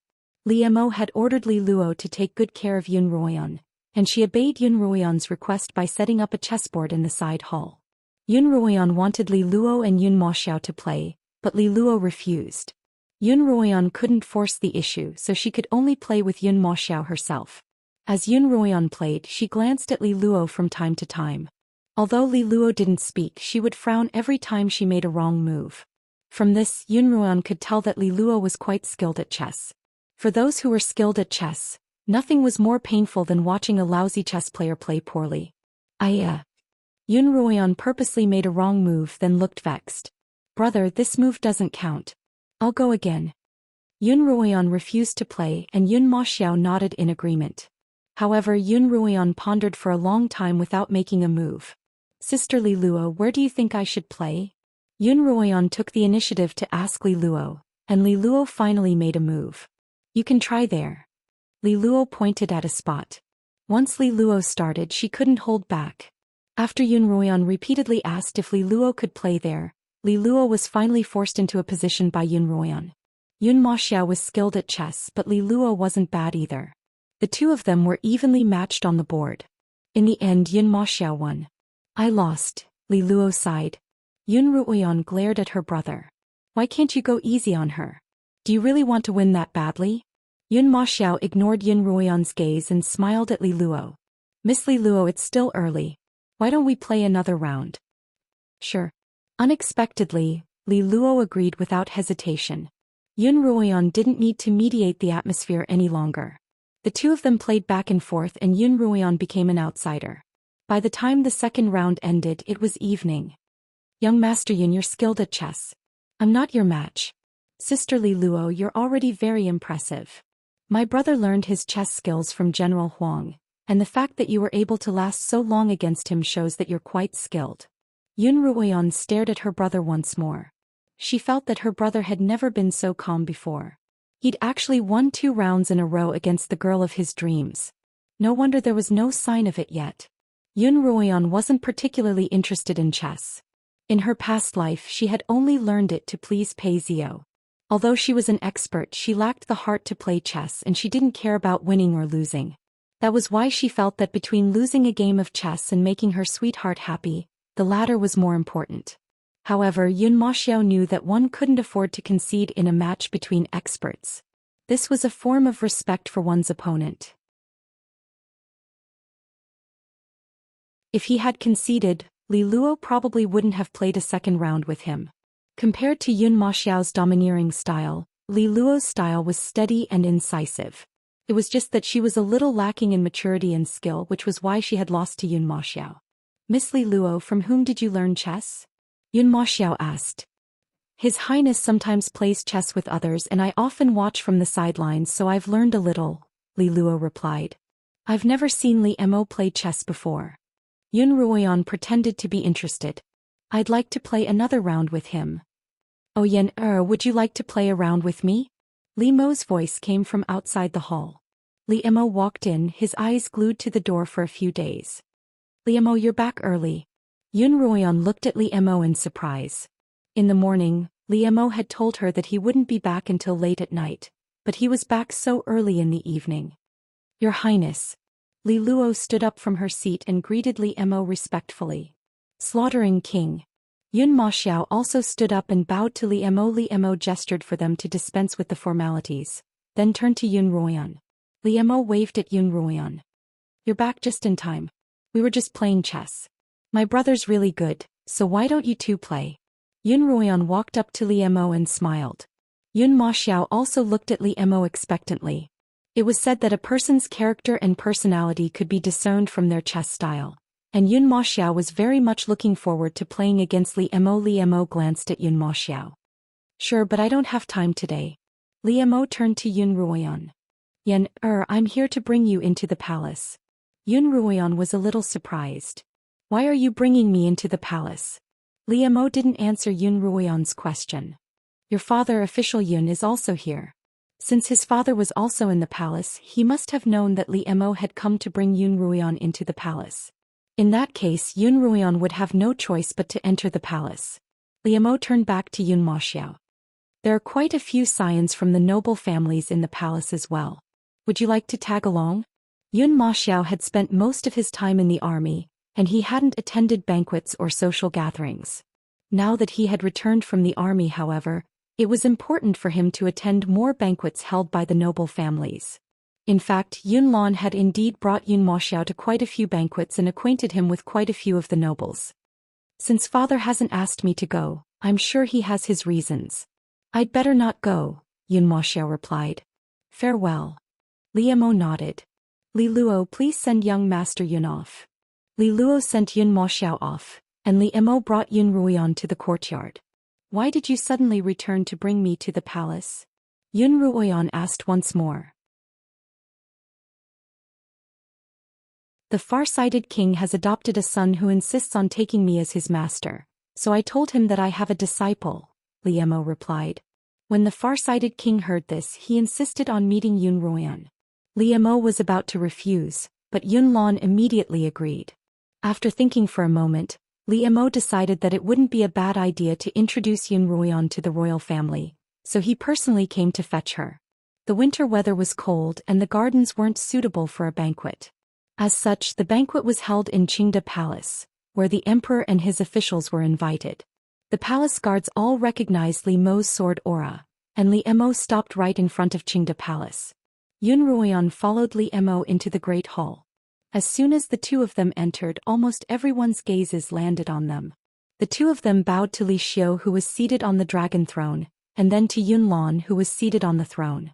Yan don't stand on ceremony. Yun Lan smiled at Yun Ruoyan affectionately. Yun Lan was famous for being a smiling tiger, and it was rare to see him smile so coldly at home. But once he was outside, he immediately became smooth and slick, smiling from ear to ear. Yun Ruoyan was already used to this. However, when Yun Ruoyan turned around and revealed the fake birthmark on the right side of her face, Yun Lan's expression changed. Why aren't you wearing a veil? Yun Lan lowered his voice. Yun Ruoyan hadn't worn a veil during her stay at Kongming Academy, deliberately showing her ugly face to others. Apart from scaring away a few people who had nothing better to do, it was also a way for Yun Ruoyan to act in a fit of pique. A large part of her tragic fate in her past life had been because of her ugly face, and in this life she wanted to use that same ugly face to fight for a different fate. Lin Zainan and Yun Moxiao weren't surprised that Yun Ruoyan wasn't wearing a veil and deliberately revealing her birthmark. After all, they were only concerned about Yun Ruoyan herself. However, Yun Lan was more concerned about how much benefit this wife-born daughter of the Yun family could bring to him. Yun Ruoyan ignored Yun Lan and pretended not to hear him. Yun Lan was about to reprimand Yun Lan when an unfamiliar voice came from the seat of honor. Brother, is this your new disciple, the wife-born daughter of the Yun family, Yun Ruoyan? Yun Ruoyan looked toward the source of the voice and saw a short-bearded, middle-aged man sitting on the first seat to the left of the throne. He looked to be in his 40s, dressed in a purple-gold robe and had a warm smile on his face. This must be the far-sighted king, Li Xing, Yun Ruoyan thought. Just from his appearance alone, he really does fit the image of a virtuous king. In fact, he had indeed fooled the common folk in Li Xiu. Yes, I am. Yun Lan stood up. Her appearance is indeed extraordinary. The far-sighted king's words were impeccable, and the officials who didn't know how to describe Yun Ruoyan's birthmark all nodded in agreement. This wasn't the first time that Li Xiu had seen Yun Ruoyan's ugly face, so he wasn't as surprised as the others. He smiled at Li Emo. I'd wanted to matchmake the two of you, but I didn't expect the two of you to become master and disciple. Both Li Emo and Yun Ruoyan smiled without saying a word. Yan come here. Li Emo sat down opposite Li Xing and beckoned to Yun Ruoyan. Yun Ruoyan walked over and sat down by Li Mo's side. Suddenly Yun Ruoyan felt two sharp gazes on her. She frowned and met those two gazes head-on. The two gazes came from a youth who didn't look much older than Yun Ruoyan. He was dressed in a crimson brocade robe, and his back was straight as he sat by Li Xing's side. Yun Ruoyan and the youth stared at each other for a few breaths, and the youth's gaze turned from sharp and judgmental to interested. Yun Ruoyan, however, looked away disinterestedly. Suddenly, the youth stood up and called out to Yun Ruoyan, "You're the slaughtering king's disciple?" "Yes, what of it?" Yun Ruoyan replied coolly. The youth raised an eyebrow. "I'd like to challenge you to a duel. Do you dare accept?"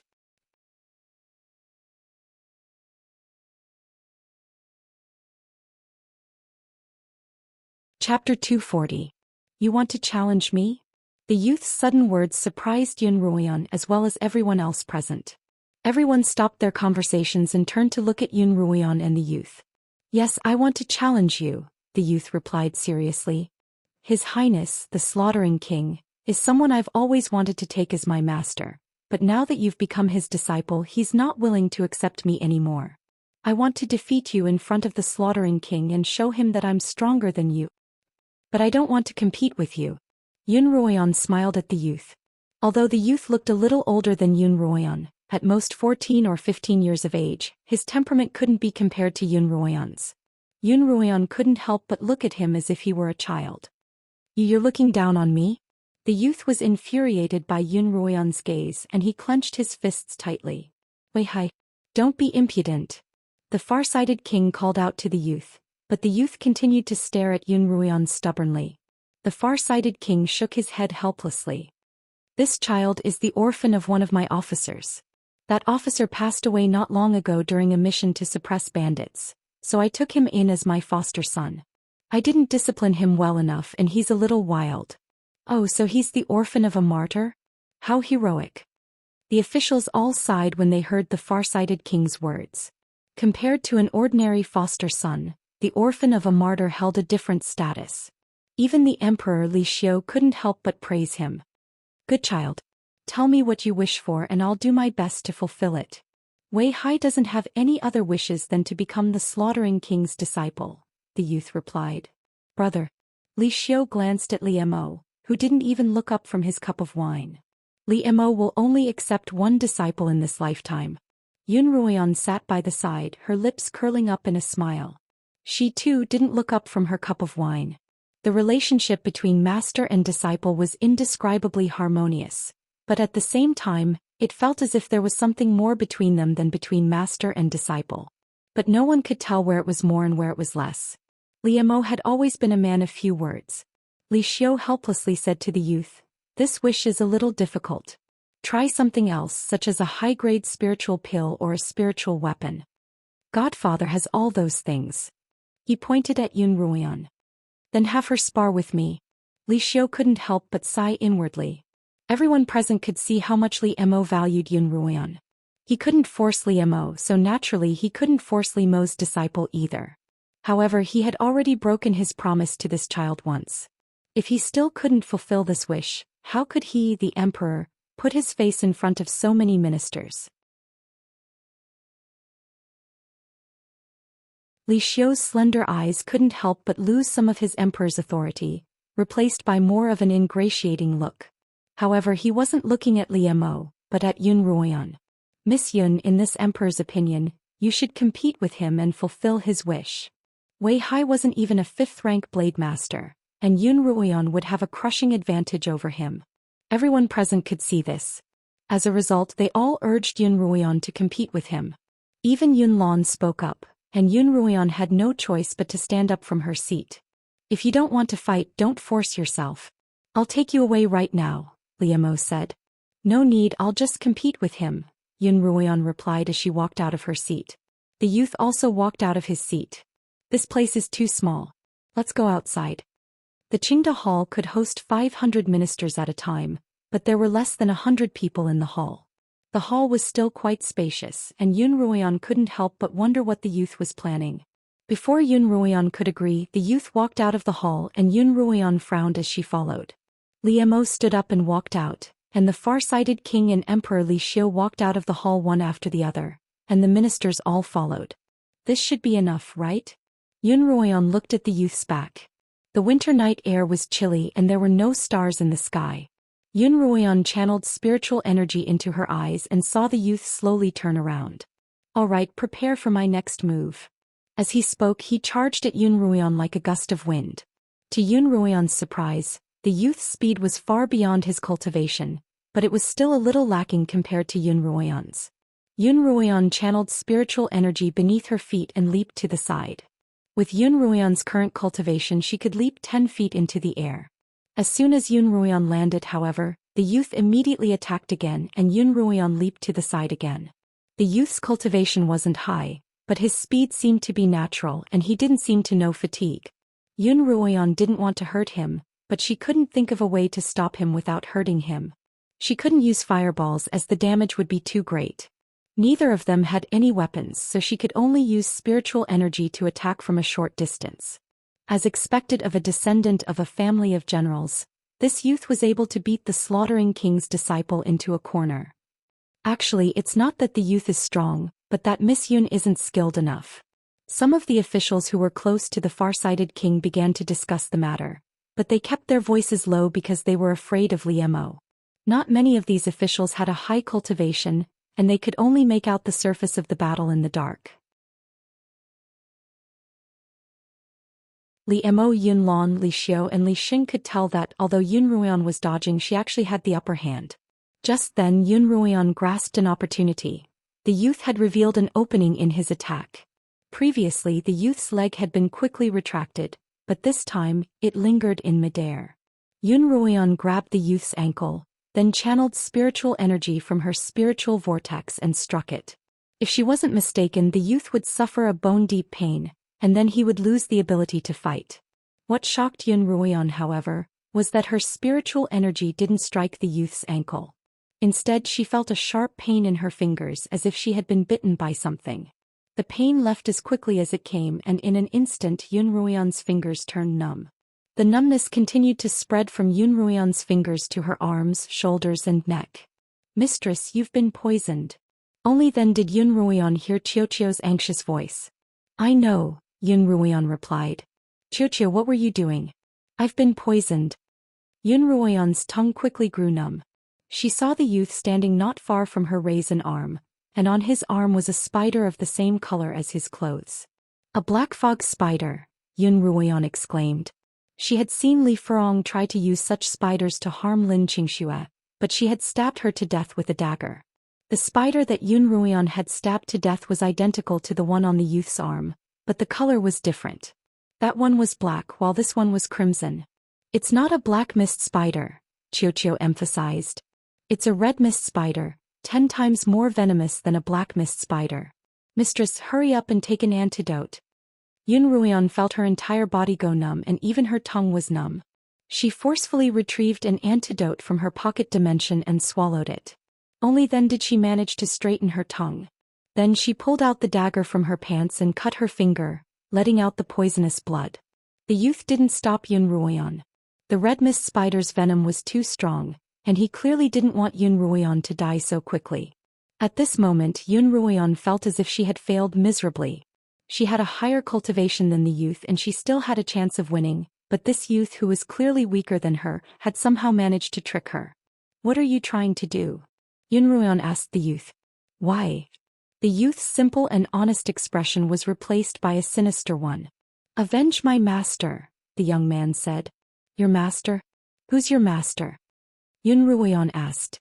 "My master is the black-robed poison master and Li Furong is my senior. Last night I received news that both of them were killed by you and Li Mo, and I swore that I'd kill both of you to avenge my master and senior." "So you're one of those two fellows' companions."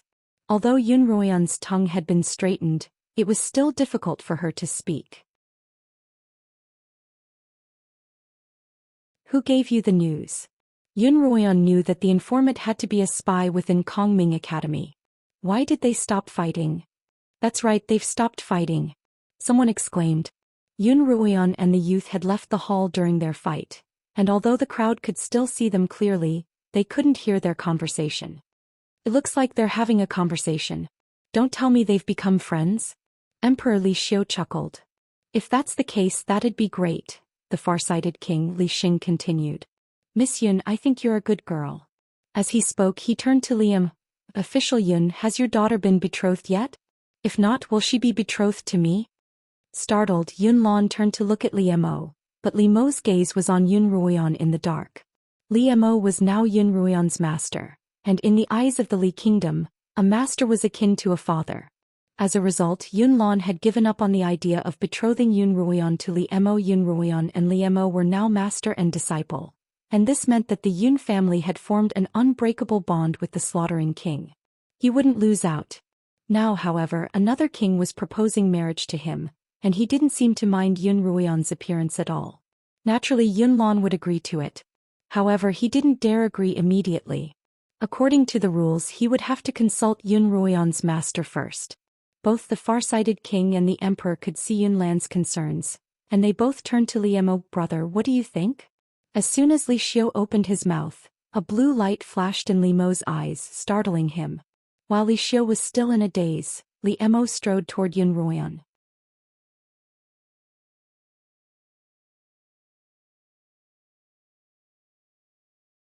Chapter 241.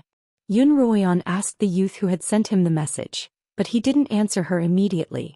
Although Yun Ruoyan had already taken an antidote and let out some blood, the spider's venom had greatly weakened her cultivation, and she wouldn't be able to fight back for the time being.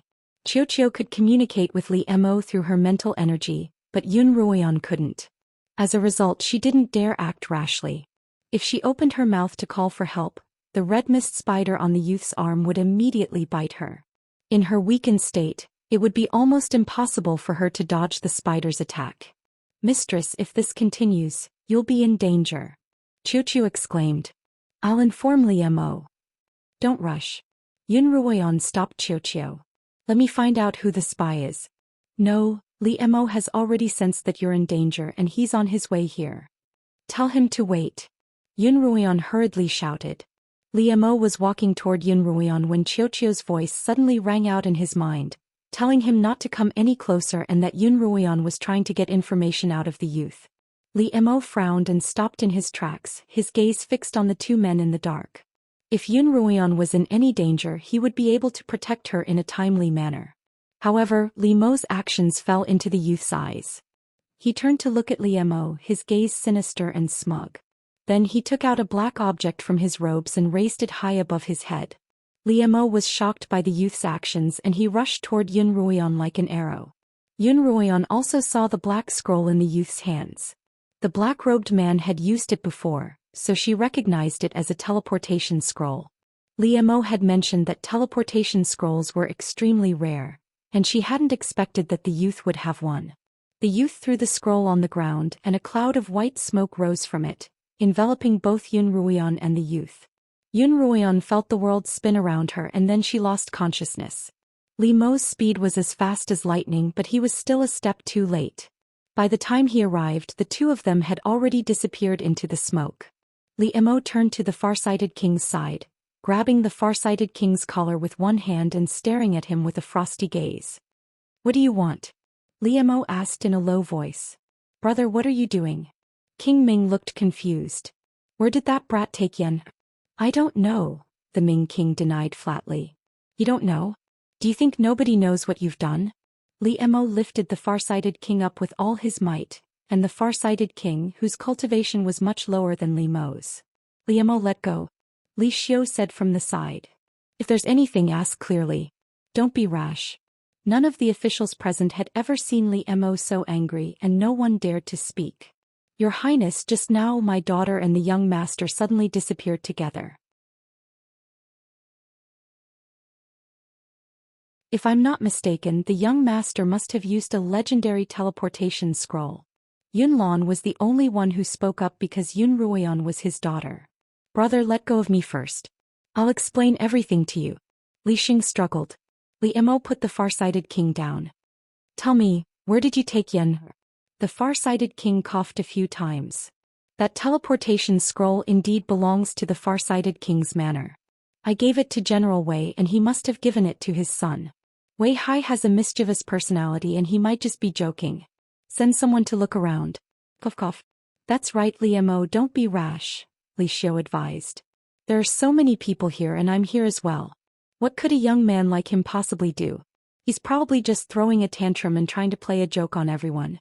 Li Xiu immediately ordered his eunuchs to send someone to search for Yen. "Li Xing, as long as you don't cross my bottom line, I naturally won't interfere in your affairs," Li Mo replied. "You'd better have that brat bring Ruoyan back as soon as possible. Otherwise, no matter what you're planning, I'll make sure it's all for naught." Li Mo's words were whispered into Li Xing's ear, and only the two of them could hear them. The innocent expression on Li Xing's face changed slightly. "What I did? What could I possibly have done?" "Li Mo, what are you talking about? Even if I'm really up to something, how would you know?" Li Xing had concealed his plans for rebellion for more than a decade, and he thought that he had done it flawlessly. "If you don't want others to know, then don't do it." Li Mo's tone was cold and emotionless. "All right." Li Xing suddenly smiled. "Since you know everything, I'll make things clear. The teleportation scroll that Wei Hai used is a mid-grade one, and it can teleport anyone within 250 kilometers. Li Mo's eyes were so cold that even Li Xing felt a chill run down his spine. However, with Yun Ruoyan as his bargaining chip, he wasn't particularly afraid of Li Mo. Li Xing continued, "I'm sure that my good foster son has already taken your good disciple and fled far away. No matter how capable you are, you won't be able to catch up to them. If you let me go now, I promise not to harm Yun Ruoyan's life. Otherwise, I can't guarantee anything. Do you know how much I hate it when people threaten me?" Li Mo was practically whispering into Li Xing's ear, his tone so cold that it was frightening. The slaughtering king has always done as he pleases, so he naturally doesn't like to be controlled by others. However, I believe that even a dragon has a weakness, and if my guess is correct, this young lady of the Yun family is your weakness. Li Xing forced himself to remain calm. "Let me go and I'll bring back your good disciple. The choice is yours, or a life and death struggle. However, it's not a loss for you to trade my life for a little girl's." Li Xing dared to speak to Li Mo in such a manner because he knew exactly how important Yun Ruoyan was to Li Mo. "Your Majesty, we've searched the vicinity, but there's no trace of young Master Wei or Miss Yun," a palace servant reported. Li Xiu frowned. Where could two half-grown children have gone?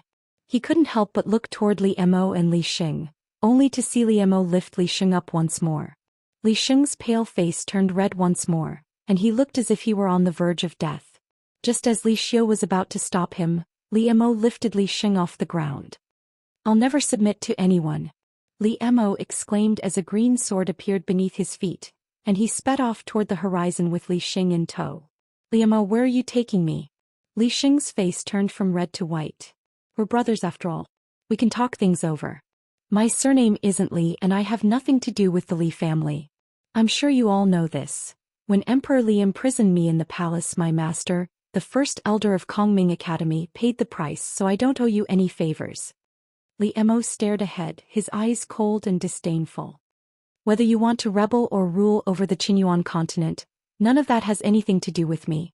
I've never wanted to interfere, but you shouldn't have set your sights on Kongming Academy, and even more so, you shouldn't have touched Yen despite knowing that she's my sore spot.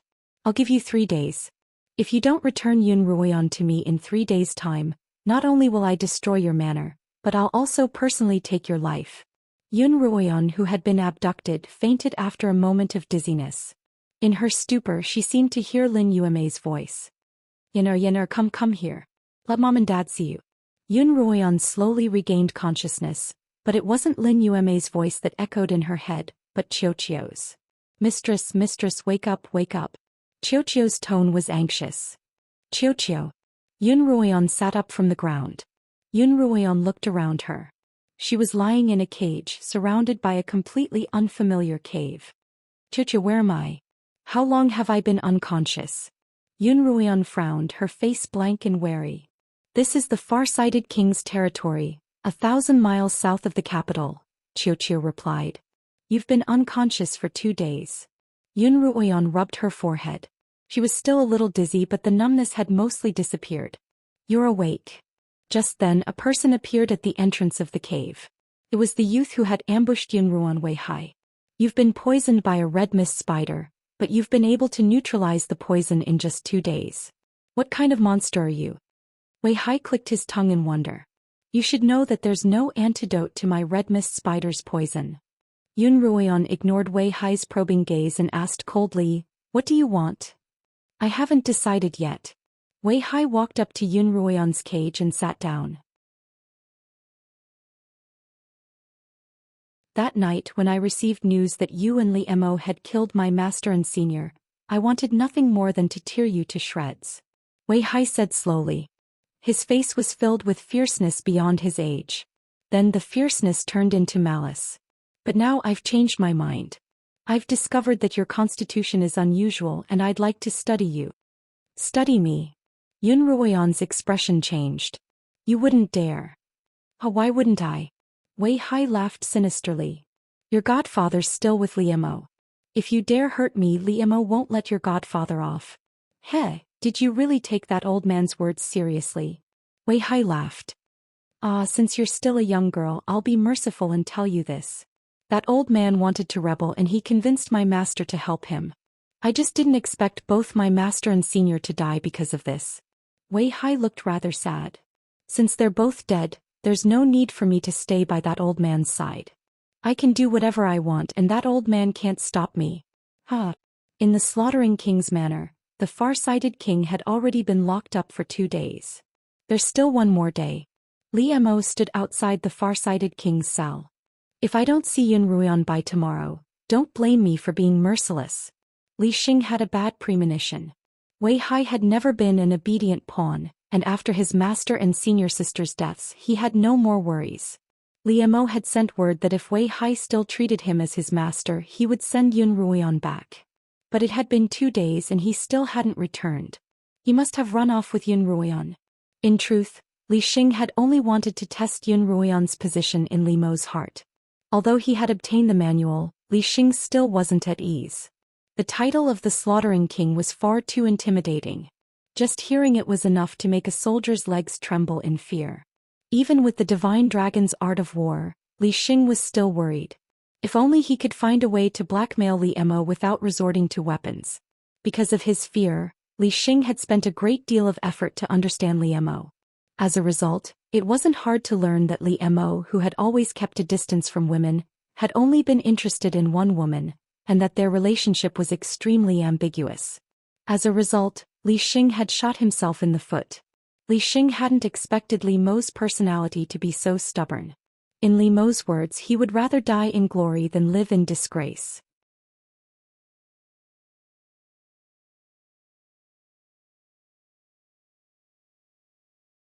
Chapter 242. Your Highness. Su Bei walked in and reported to Li Mo, "We've searched the far-sighted king's manor as well as a few other far-sighted king's residences, but we haven't found any trace of Miss Yun." Li Mo clenched his fists tightly behind his back. The reason why he hadn't released Li Xing immediately and had instead imprisoned him was because he knew that Li Xing's greatest weakness was that he cherished his life. As long as Li Xing's life was in his hands, Yun Ruian wouldn't be in any danger. If he were to release Li Xing as he had requested, it would be hard to say what would happen to her. It looks like the far-sighted kings become addicted to staying here. Li Mo turned to Li Xing. But there's still one more day before the 3-day deadline. If I don't see Yun Ruian by tomorrow, don't blame me for being merciless. Su Bei had already spread the news that Li Xing had been swapped for Yun Ruian, but Li Mo was a little surprised that there hadn't been any news in the past 2 days. Li Mo couldn't help but feel a little anxious, and his expression grew colder and colder. Li Xing leaned against the wall. He hadn't spoken a word since he'd entered the cell. By now he was almost certain that Wei Hai had escaped with Yun Ruian. "Wei Hai, if I ever catch you I won't let you off," Li Xing thought hatefully. Seeing that Li Xing still hadn't spoken, Li Mo turned to leave. "Li Mo." Li Xing called out from behind. "If I'm not mistaken, Wei Hai must have hidden Yun Ruian somewhere. Even tomorrow he won't be able to bring Yun Ruian back." Li Mo turned around, his eyes cold. "You'd actually use someone who'd betray you to do your bidding?" "I was indeed careless this time," the far-sighted king sighed, a little vexed. "Then you'll be buried with Yen No," Li Mo said bluntly. "Wait." Li Xing finally stood up from where he had been leaning against the wall. He walked over to the cell and hurriedly said, "I know a few places where Wei Hai might be hiding. I can take you there." Inside the cave, Wei Hai took out a dagger and walked toward Yun Ruian. "What do you want to do?" Yun Ruian stared at Wei Hai vigilantly. Although she had already detoxified the red mist spider's poison, however, when she tried to circulate her spiritual energy, she discovered that she had been poisoned by another poison. It was a kind of poison that was similar to the bone-softening powder, but it was obviously more powerful than the bone-softening powder. After being poisoned by the bone-softening powder, one could still move slowly, but after being poisoned by the bone-softening powder, one could only speak and not move at all. Yun Ruian sat by the side of the cage like a lamb waiting to be slaughtered. "Don't be afraid." Wei Hai revealed a strange smile and said, "I won't kill you before I figure out your secret. I just want to get a little of your blood." Wei Hai walked to Yun Ruian's side, cut her finger with a knife, and extracted some blood from a small white porcelain bottle. Then Wei Hai suddenly sniffed and revealed a greedy look. "Smells so good. I can't smell it from your body, but the smell of your blood is too strong." It's hard not to smell it. Wei Hai raised his head and looked at Yun Ruian with a greedy gaze. What kind of creature are you? A human wouldn't have such a strange smell. I'm not a creature, Yun Ruian replied coolly. I'm a human, the daughter of the Yun family. In fact, Yun Ruian wasn't sure whether she had the blood of a demonic dragon in her veins, but even if she did, she couldn't let Wei Hai know. It's fine if you don't want to admit it. I'll naturally find out.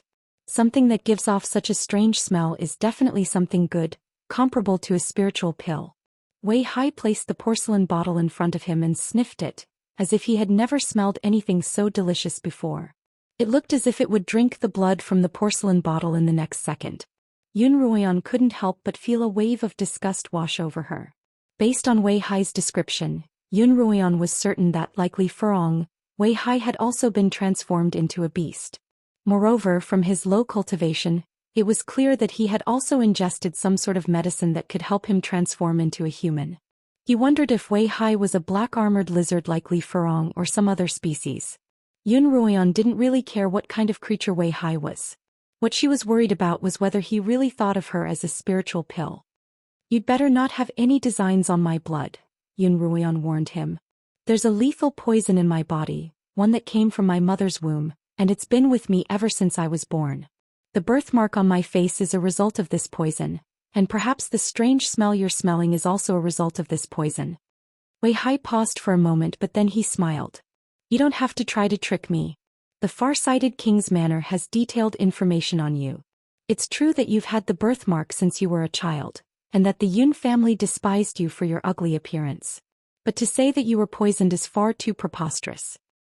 I can't help it if you don't believe me. But since you have information on me, you should know that I'm the sole wife-born daughter of the Yun family, Yun Lan's biological daughter. No. Wei Hai shook his head.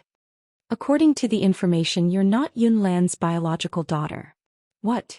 What did you say? Say it again. Yun Ruian was shocked by Wei Hai's words.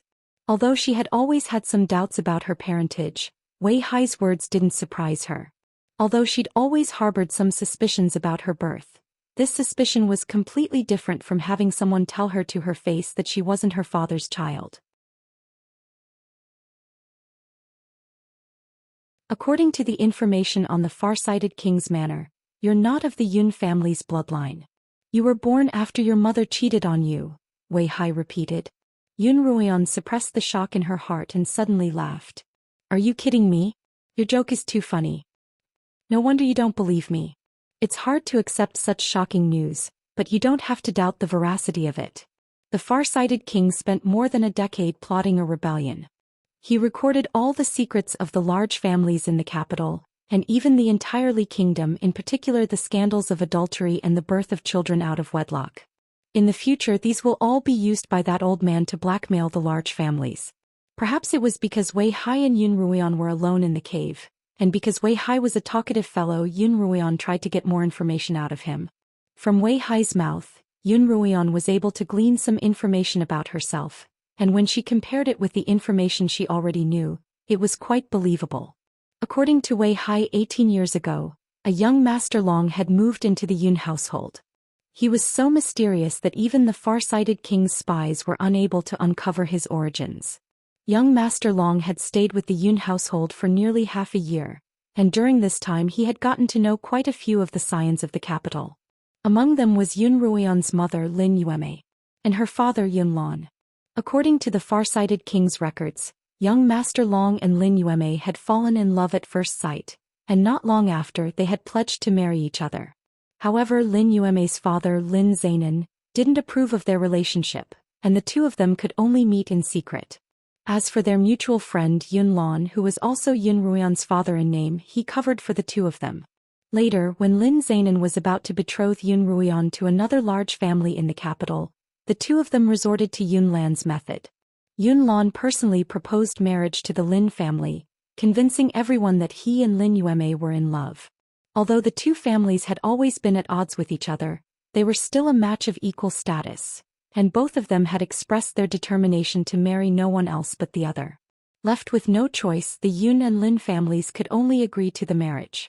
According to the plan, on the night of Yun Lan and Lin Yueme's wedding, young Master Long would elope with Lin Yueme. However, for some reason young Master Long suddenly disappeared. Lin Yueme thought that young Master Long had chickened out at the last minute, and in a fit of rage she actually married Yun Lan. She settled down as a daughter-in-law and gave birth to Yun Ma Xiao. The story could have continued this way, but one day a few years later, young Master Long suddenly appeared in front of Lin Yueme and explained to her the reason for his sudden disappearance. Yun Lan had played an important role in this. Yun Lan had always liked Lin Yueme, but Lin Yueme had liked young Master Long instead. As a result, he had plotted to make young Master Long disappear on the night of their wedding. Moreover, while Lin Yueme was broken-hearted, Yun Lan had induced her to hate young Master Long, causing Lin Yueme to feel a desire to take revenge on him, thus achieving his goal of possessing her. When Lin Yueme learned of this, she was filled with regret and she eloped with young Master Long. The two of them escaped from the Yun family in the capital. At the time, Yun Lan had kept this secret a secret.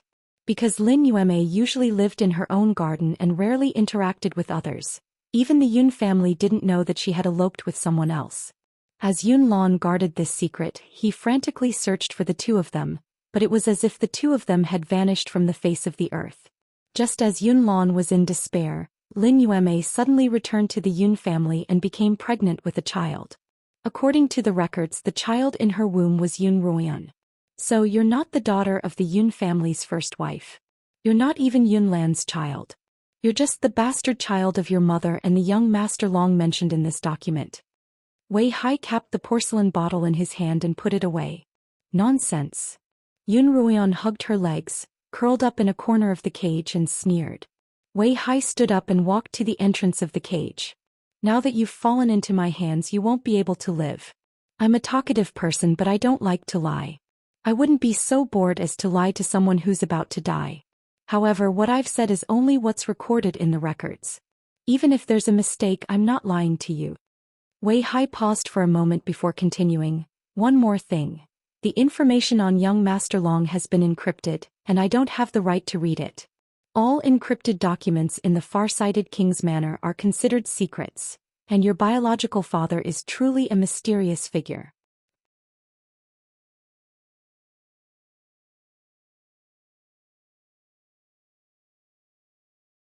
Chapter 243. As soon as he finished speaking, Wei Hai turned to leave. Where are you going? Yun Ruoyan asked. I'm going to take your blood and find an old man to see what kind of beast you are. Wei Hai turned back. This cave is halfway up the mountain. You've been poisoned by my powder, so don't try to escape or you'll fall to your death. As soon as Wei Hai finished speaking, he opened his arms wide and jumped down from the cave. As he jumped, his body suddenly changed. Because he disappeared so quickly, Yun Ruoyan didn't see exactly how he had changed. All she saw was a feather growing out of his open arms, indicating that he was a bird. Chuchio, am I really not human? Is my surname really not Yun? The questions that had been buried deep in her heart had finally been answered, but Yun Ruoyan didn't feel the slightest bit relieved. Instead, her heart felt even heavier. Mistress, if you really want to know whether or not this fellow's words are trustworthy, you'll have to personally go to the far-sighted king's secret archives. Right. Yun Ruoyan forced herself to sit up straight. I'll have to see for myself.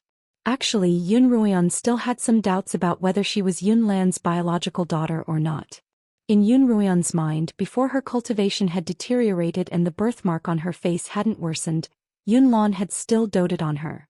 In the Yun family, she had always been the sole wife-born daughter. But as her cultivation deteriorated and the birthmark on her face worsened, Yun Lan's attitude toward Yun Ruoyan grew colder and colder, and her status in the Yun family plummeted. If she hadn't been Yun Lan's biological father, would he have doted on her for so many years? This was one of Yun Ruoyan's doubts. But if it was only because Yun Ruoyan's cultivation had regressed and her appearance had turned ugly, then why was she still so unwelcome after Yun Ruoyan's cultivation had recovered and she had become beautiful? And who was that young Master Long? Why had he taken her mother away and then allowed her to return to the Yun manor alone? What had happened? Yun Ruoyan felt as if she had sunk into a fog once more. Qiuqiu could sense Yun Ruoyan's confusion and distress. Some things can't be answered. Perhaps the truth will surface on its own when the time comes. Master, before that we should think about how to live well. Qiuqiu's words jolted Yun Ruoyan out of her troubled thoughts. Qiuqiu, is there any antidote for this poison? Yun Ruoyan asked. Yes. Qiuqiu said, the bracelet's spatial pocket just so happens to have the ingredients needed to concoct the antidote for this poison. Master, do you still remember the medicine rabbit's inner core? It just so happens to be an important ingredient for concocting the bone-softening powder. But I can't use my spiritual power right now. If I can't use my spiritual power, I can't concoct medicine. Yun Ruoyan said helplessly. To use spiritual energy, one had to guide spiritual energy from the spiritual vortex to the hands through the meridians. The meridian softening powder caused the meridians to be blocked, making it impossible to draw upon the spiritual energy in the spiritual sea. Master can't, but Qiuqiu can. Qiuqiu's tone suddenly became cheerful. You can use spiritual energy to refine the antidote? Yun Ruoyan looked at Qiuqiu incredulously. Ever since Qiuqiu had become Yun Ruoyan's contracted beast, it hadn't had much spiritual energy left. It was only later that Yun Ruoyan found out that Qiuqiu had been severely injured while fighting alongside the Beast King, causing its spiritual energy to be almost depleted. Now that Qiuqiu was suddenly saying that it could use spiritual energy, Yun Ruoyan was naturally quite surprised. Yes, Master, Qiuqiu replied. During this period of time, Qiuqiu has been cultivating in the pocket dimension, and I've recovered quite a bit of spiritual energy. I should be able to refine an antidote. However, there's something I haven't told you yet. What is it? Yun Ruoyan asked. That stalk of Amaranthan Sun contains fire-attuned spiritual energy that'll be of great help to Qiuqiu's cultivation. Without your permission, Master, Qiuqiu used it to cultivate. Qiuqiu was a fire-attuned Qilin beast, and the Amaranthan Sun was also a fire-attuned spiritual herb.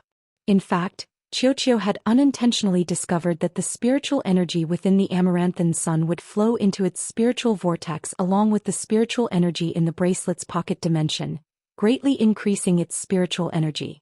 However, Qiuqiu knew that the Amaranthan Sun was also very important to Yun Ruoyan, who also cultivated a fire-attuned spiritual technique. That's great, Yun Ruoyan exclaimed. She naturally didn't mind Qiuqiu using the Amaranthan Sun, and was very happy that it could help Qiuqiu recover its spiritual energy. Now that Qiuqiu's spiritual energy has recovered, it can be my assistant. Yes, once I've recovered 80% of my spiritual energy, I can try to break the bracelet's seal and regain my freedom. Qiuqiu's tone was excited. Because Yun Ruoyan couldn't use spiritual energy, she couldn't use her spiritual sense to enter the bracelet's pocket dimension. She could only quietly wait for Qiuqiu to refine the antidote. She sat there quietly for a while. With nothing else to do, she couldn't help but think about her own birth. Whenever she thought about it, she felt as if she were shrouded in a fog. In order to divert her attention and kill some time, Yun Ruoyan took out a dagger from her trousers and began to cut the iron bars of the cage. The dagger in Yun Ruoyan's hand was made of dark steel. Although it wasn't a spiritual weapon, it was still able to cut through metal as if it were mud. However, the cage seemed to be made of a special kind of metal. After a long time, the dark steel dagger only left a faint white mark on the cage. It was almost impossible to destroy the cage with a dagger. However, if she had spiritual energy, it would be a different story. If she were to infuse her 7th rank cultivation into the dagger, she would be able to unleash the dagger's full potential, and there was a chance that she would be able to break through the cage. Mistress, the antidote is ready. After about 15 minutes, Qiuqiu's voice rang out in Yun Ruoyan's mind once more. Mistress, open your hand and I'll give you the antidote. Unable to use spiritual energy, Yun Ruoyan couldn't even grab items from her pocket dimension. So far, she only had the ability to communicate with Qiuqiu telepathically. Yun Ruoyan opened her hand and before long, a light-colored pill appeared in her palm. She swallowed the pill, then sat cross-legged and began to meditate, waiting for the pill to take effect. After another 15 minutes, Yun Ruoyan slowly raised her hand, and a flickering flame appeared in her palm. The antidote had taken effect and her meridians had finally been cleared. Yun Ruoyan stood up from the ground, gripping the dark steel dagger in her hand. She slowly drew out spiritual energy from her spiritual vortex and infused it into the dagger, causing it to glow with a white spiritual light, and its power instantly increased several-fold. Yun Ruoyan raised her hand about to chop at the bars of the cage. Just then Qiuqiu's voice rang out in Yun Ruoyan's mind. "That brat's back, mistress. Now that you're out you can teach him a lesson." Yun Ruoyan stopped chopping at the bars. After a moment's thought she put away her dagger and sat back down in the corner of the cage. "Didn't he say that he would use my blood to show others what kind of beast I am?" Yun Ruoyan asked Qiuqiu. "I'd like to see what kind of beast I am." As soon as Yun Ruoyan finished speaking, a black shadow flew over from afar and landed at the entrance of the cave. This time Yun Ruoyan could clearly see that it was a strange gray-feathered bird that she didn't know the name of. The gray-feathered bird stopped at the entrance of the cave, and with a shake of its body, all its black feathers fell off, revealing Wei Hai's human form. "Not bad, you're quite obedient." Wei Hai smiled when he saw that Yun Ruoyan was still sitting there as quietly as when he had left. "You seem to be in a good mood." Yun Ruoyan opened her half-closed eyes and looked at Wei Hai. "I'm probably a pretty good beast, aren't I?" Wei Hai chuckled but didn't answer Yun Ruoyan's question. Instead he sat down by Yun Ruoyan's side and looked her up and down. Wei Hai's gaze was very subtle and Yun Ruoyan found it repulsive. "What are you looking at?" Yun Ruoyan frowned, slightly angry. Wei Hai chuckled again, his gaze becoming even more ambiguous. "I didn't think I'd actually picked up a treasure this time." "What do you mean?" Yun Ruoyan glanced at him. "What I mean is that you're a treasure," Wei Hai emphasized. "I was going to kill you but now I'm going to raise you." Yun Ruoyan finally looked at Wei Hai seriously. "Since I'm already in your hands, there's no need for you to hide anything from me, is there? Tell me, what did you find out about my blood?" Ever since Yun Ruoyan had discovered that she possessed a demonic dragon's bloodline in the demonic dragon grotto, she had kept this matter to herself, not even telling Liemo about it. She had always wanted to prove the truth of this matter, and it was clear that Wei Hai knew something about it. In response to Yun Ruoyan's question, Wei Hai continued to smile ambiguously. "No wonder the Slaughtering King, despite his reputation for staying away from women, is so close and protective of you, even raising you as his disciple. He must have known about your precious constitution, which is why he's willing to pay so much for you." What did this have to do with Liemo? What precious constitution? Yun Ruoyan's frown deepened as she patiently listened to Wei Hai's explanation. "From your expression, you don't seem to know about your precious constitution, do you?" Wei Hai looked at Yun Ruoyan with pity. "Tiggy, how pitiful. What do you mean? If you have something to say, just say it. There's no need to beat around the bush." Yun Ruoyan's patience was about to run out. "I'm far more honest than the Slaughtering King. On one hand I'm raising and using you and on the other I'm lying to you." Wei Hai finally cut to the chase. "I'll tell you the truth. I brought your blood to the old tortoise, hoping that he'd be able to determine why your blood had such a strange fragrance. In the end he couldn't tell what you were, but he discovered that you possessed a precious constitution." "What constitution?" Yun Ruoyan asked.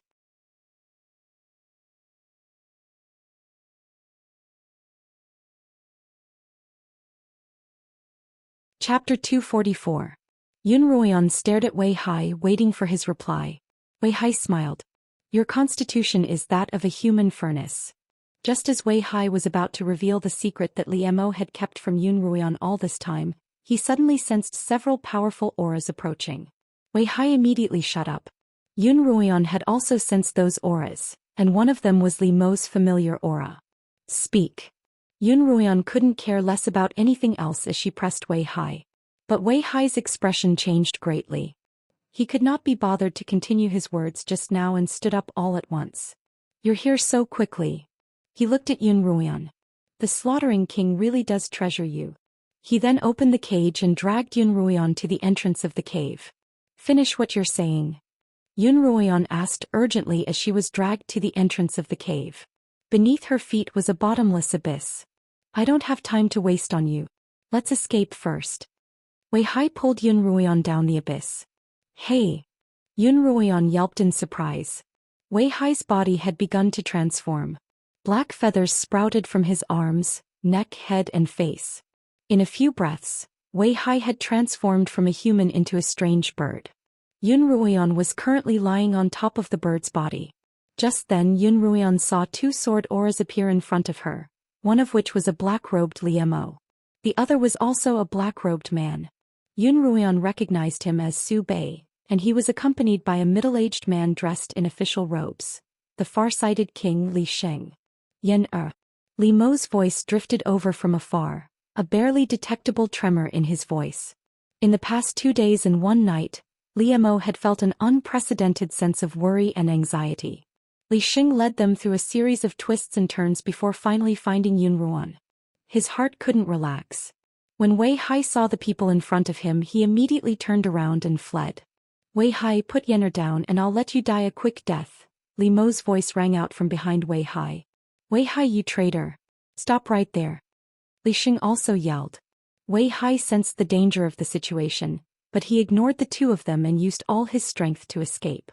Wei Hai, you won't be able to escape. If we can't escape, we'll just die together. Wei Hai said coldly. You don't look like someone who would risk his life. As Yun Ruian spoke, she gripped the feathers on Wei Hai's back tightly. Because Wei Hai was too fast, the wind was so strong that Yun Ruian felt as if she could be blown off the ground at any moment. She could only hold on to Wei Hai's feathers tightly and press her body against his to barely stabilize herself. Miss Yun, you seem to value your life more than I do, Wei Hai said. If you don't want to die, you have to hurry up. As Wei Hai spoke, his already fast speed increased once more. You beast. The far-sighted king's voice rang out by her ear. Hurry up and let Miss Yun go. How dare you betray me like this? Your master is a loyal man. Aren't you afraid that he'll be disappointed in the afterlife? Li Sheng's tone was full of sorrow. Your master and senior sister are gone. Now you're the only one left. How can this king watch you seek your own death? Quickly let go of Miss Yun and this king can spare your life. It can also be considered as comforting the souls of your master and senior sister in heaven. Wei Hai sneered. You're really good at brainwashing people. My master and senior sister were brainwashed by you and that's why they lost their lives. I'm not as stupid as they are. As soon as Wei Hai finished speaking, a green streak of light flashed past him. Li Mo's figure was blocking his path. At first, Liemo didn't dare to chase too closely, afraid that Wei Hai would do something to harm Yun Ruian. From Li Sheng, Liemo had learned that Wei Hai was known as the Poison Prince, and that his entire body was filled with poisonous bugs, some of which could instantly poison a person to death. Even though Liemo had already caught up to Wei Hai, he didn't dare to chase too closely. Instead, he maintained a distance of about 15 feet. Damn it, what a fast speed. Wei Hai growled and changed the direction of his escape again. A green light flashed in front of Wei Hai's eyes again. Liemo had once again appeared in front of him and this time Su Bei had also rushed over. The two of them formed a pincer attack on Wei Hai. Wei Hai, how about I make a deal with you? Seeing that Wei Hai had nowhere to run, Yun Ruian spoke up. What deal? Wei Hai asked. Agree to 2 of my requests and I'll beg Liemo to spare your life. 2 requests. Wei Hai said, tell me about them. First, tell me who the traitor to Kongming Academy is. Second, finish what you wanted to say. Wei Hai thought for a moment. I can't fulfill the first request because I don't know either. All I know is from the far-sighted king himself. As for the second request, if I were to tell you, I'm afraid you wouldn't even be able to die. Wei Hai couldn't help but think of the slaughtering king's infuriating corpses. He had already touched Li Mo's sore spot once, so he decided to leave a way out for himself. Wei Hai, hurry up and release Miss Yun. Do you really not want to live anymore? Li Sheng said with a pained expression. Old geezer, don't put on an act with me, Wei Hai sneered. I didn't expect you to find me even after I hid here. I'm curious though, how did you find this place? Black Robe had once taught Wei Hai that a cunning rabbit has 3 burrows. He had also prepared 3 extremely secretive locations within 500 miles of where they lived, which was the far-sighted king's residence, as hiding places when they escaped. Wei Hai was extremely confident in these locations and they were one of the reasons why he had dared to kidnap Yun Ruian. What he hadn't expected was that Liemo and the others would find him in just 2 short days. I, the far-sighted king, am naturally confident in my abilities. You crafty rabbits have 3 burrows and even if I'm not sure of the exact location, I have a pretty good idea.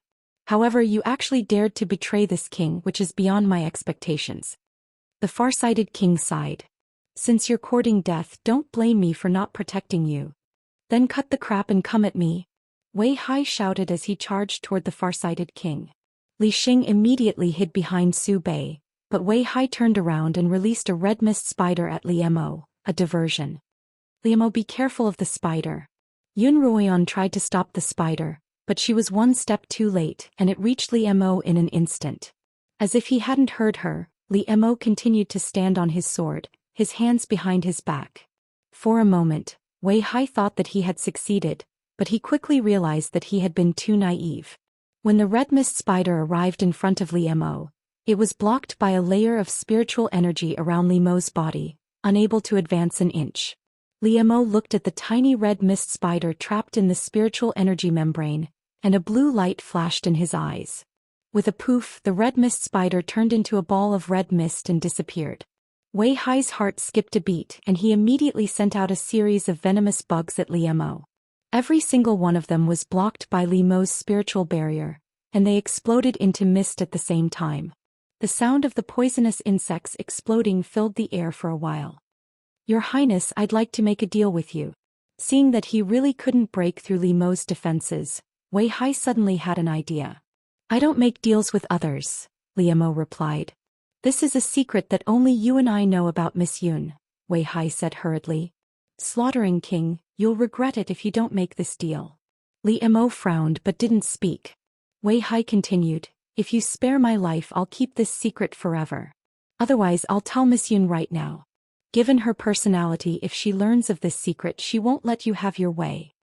Wei Hai's words made Li Mo's expression even darker. Yun Ruoyan was even more curious and confused. Wei Hai, what secret does it have to do with me? Yun Ruoyan knew that Wei Hai wouldn't tell her, but she couldn't help asking. As expected, Wei Hai ignored her question and continued to stare at Li Mo, waiting for his answer. All right, I promise not to kill you. Return Yen'er to me right now, Li Mo replied after a moment's thought. Slaughtering King, you're a man of your word. Wei Hai didn't seem to believe Li Mo's words. If I go back on my word I'll be struck by lightning. Li Mo repeated Wei Hai's words. Now can you return Yen'er to me? Since you've already made your vow I'm relieved. Wei Hai flew downward. Li Mo and Su Bei followed suit. When they reached the ground they retracted their swords, and Wei Hai reverted to his human form. Here's the antidote. Wei Hai took out an antidote and handed it to Yun Ruoyan. Eat this antidote and the poison in your body will be completely cured. Yun Ruoyan had already recovered from the effects of Qiuqiu's antidote, but she still took the antidote from Wei Hai. Yun Ruoyan could tell that although Wei Hai's cultivation wasn't very high, he was definitely a very skilled poisoner. Sometimes he could even put his own poisons into the bodies of venomous insects, making them even more venomous. It wouldn't be a bad idea to keep one of such a genius poisoner's pills for future research. Yun Ruoyan took the antidote, put it away and walked briskly toward Li Mo. How did you? You didn't eat my antidote? That's impossible. Wei Hai exclaimed in disbelief. Given Yun Ruoyan's cultivation she would be able to beat Wei Hai to a pulp once she recovered her cultivation, but she had pretended that she hadn't. It seemed that Yun Ruoyan had been putting on an act all this time, all so that she could pry out his secrets. Just as Yun Ruoyan was about to speak, she saw Su Bei appear behind Wei Hai. In his hand was Wei Hai's unique flexible sword, which he thrust into Wei Hai's chest from behind. You're tuning in to the Zhou Xian's Legacy YouTube channel. Don't forget to subscribe and join us on this journey to catch the most captivating stories.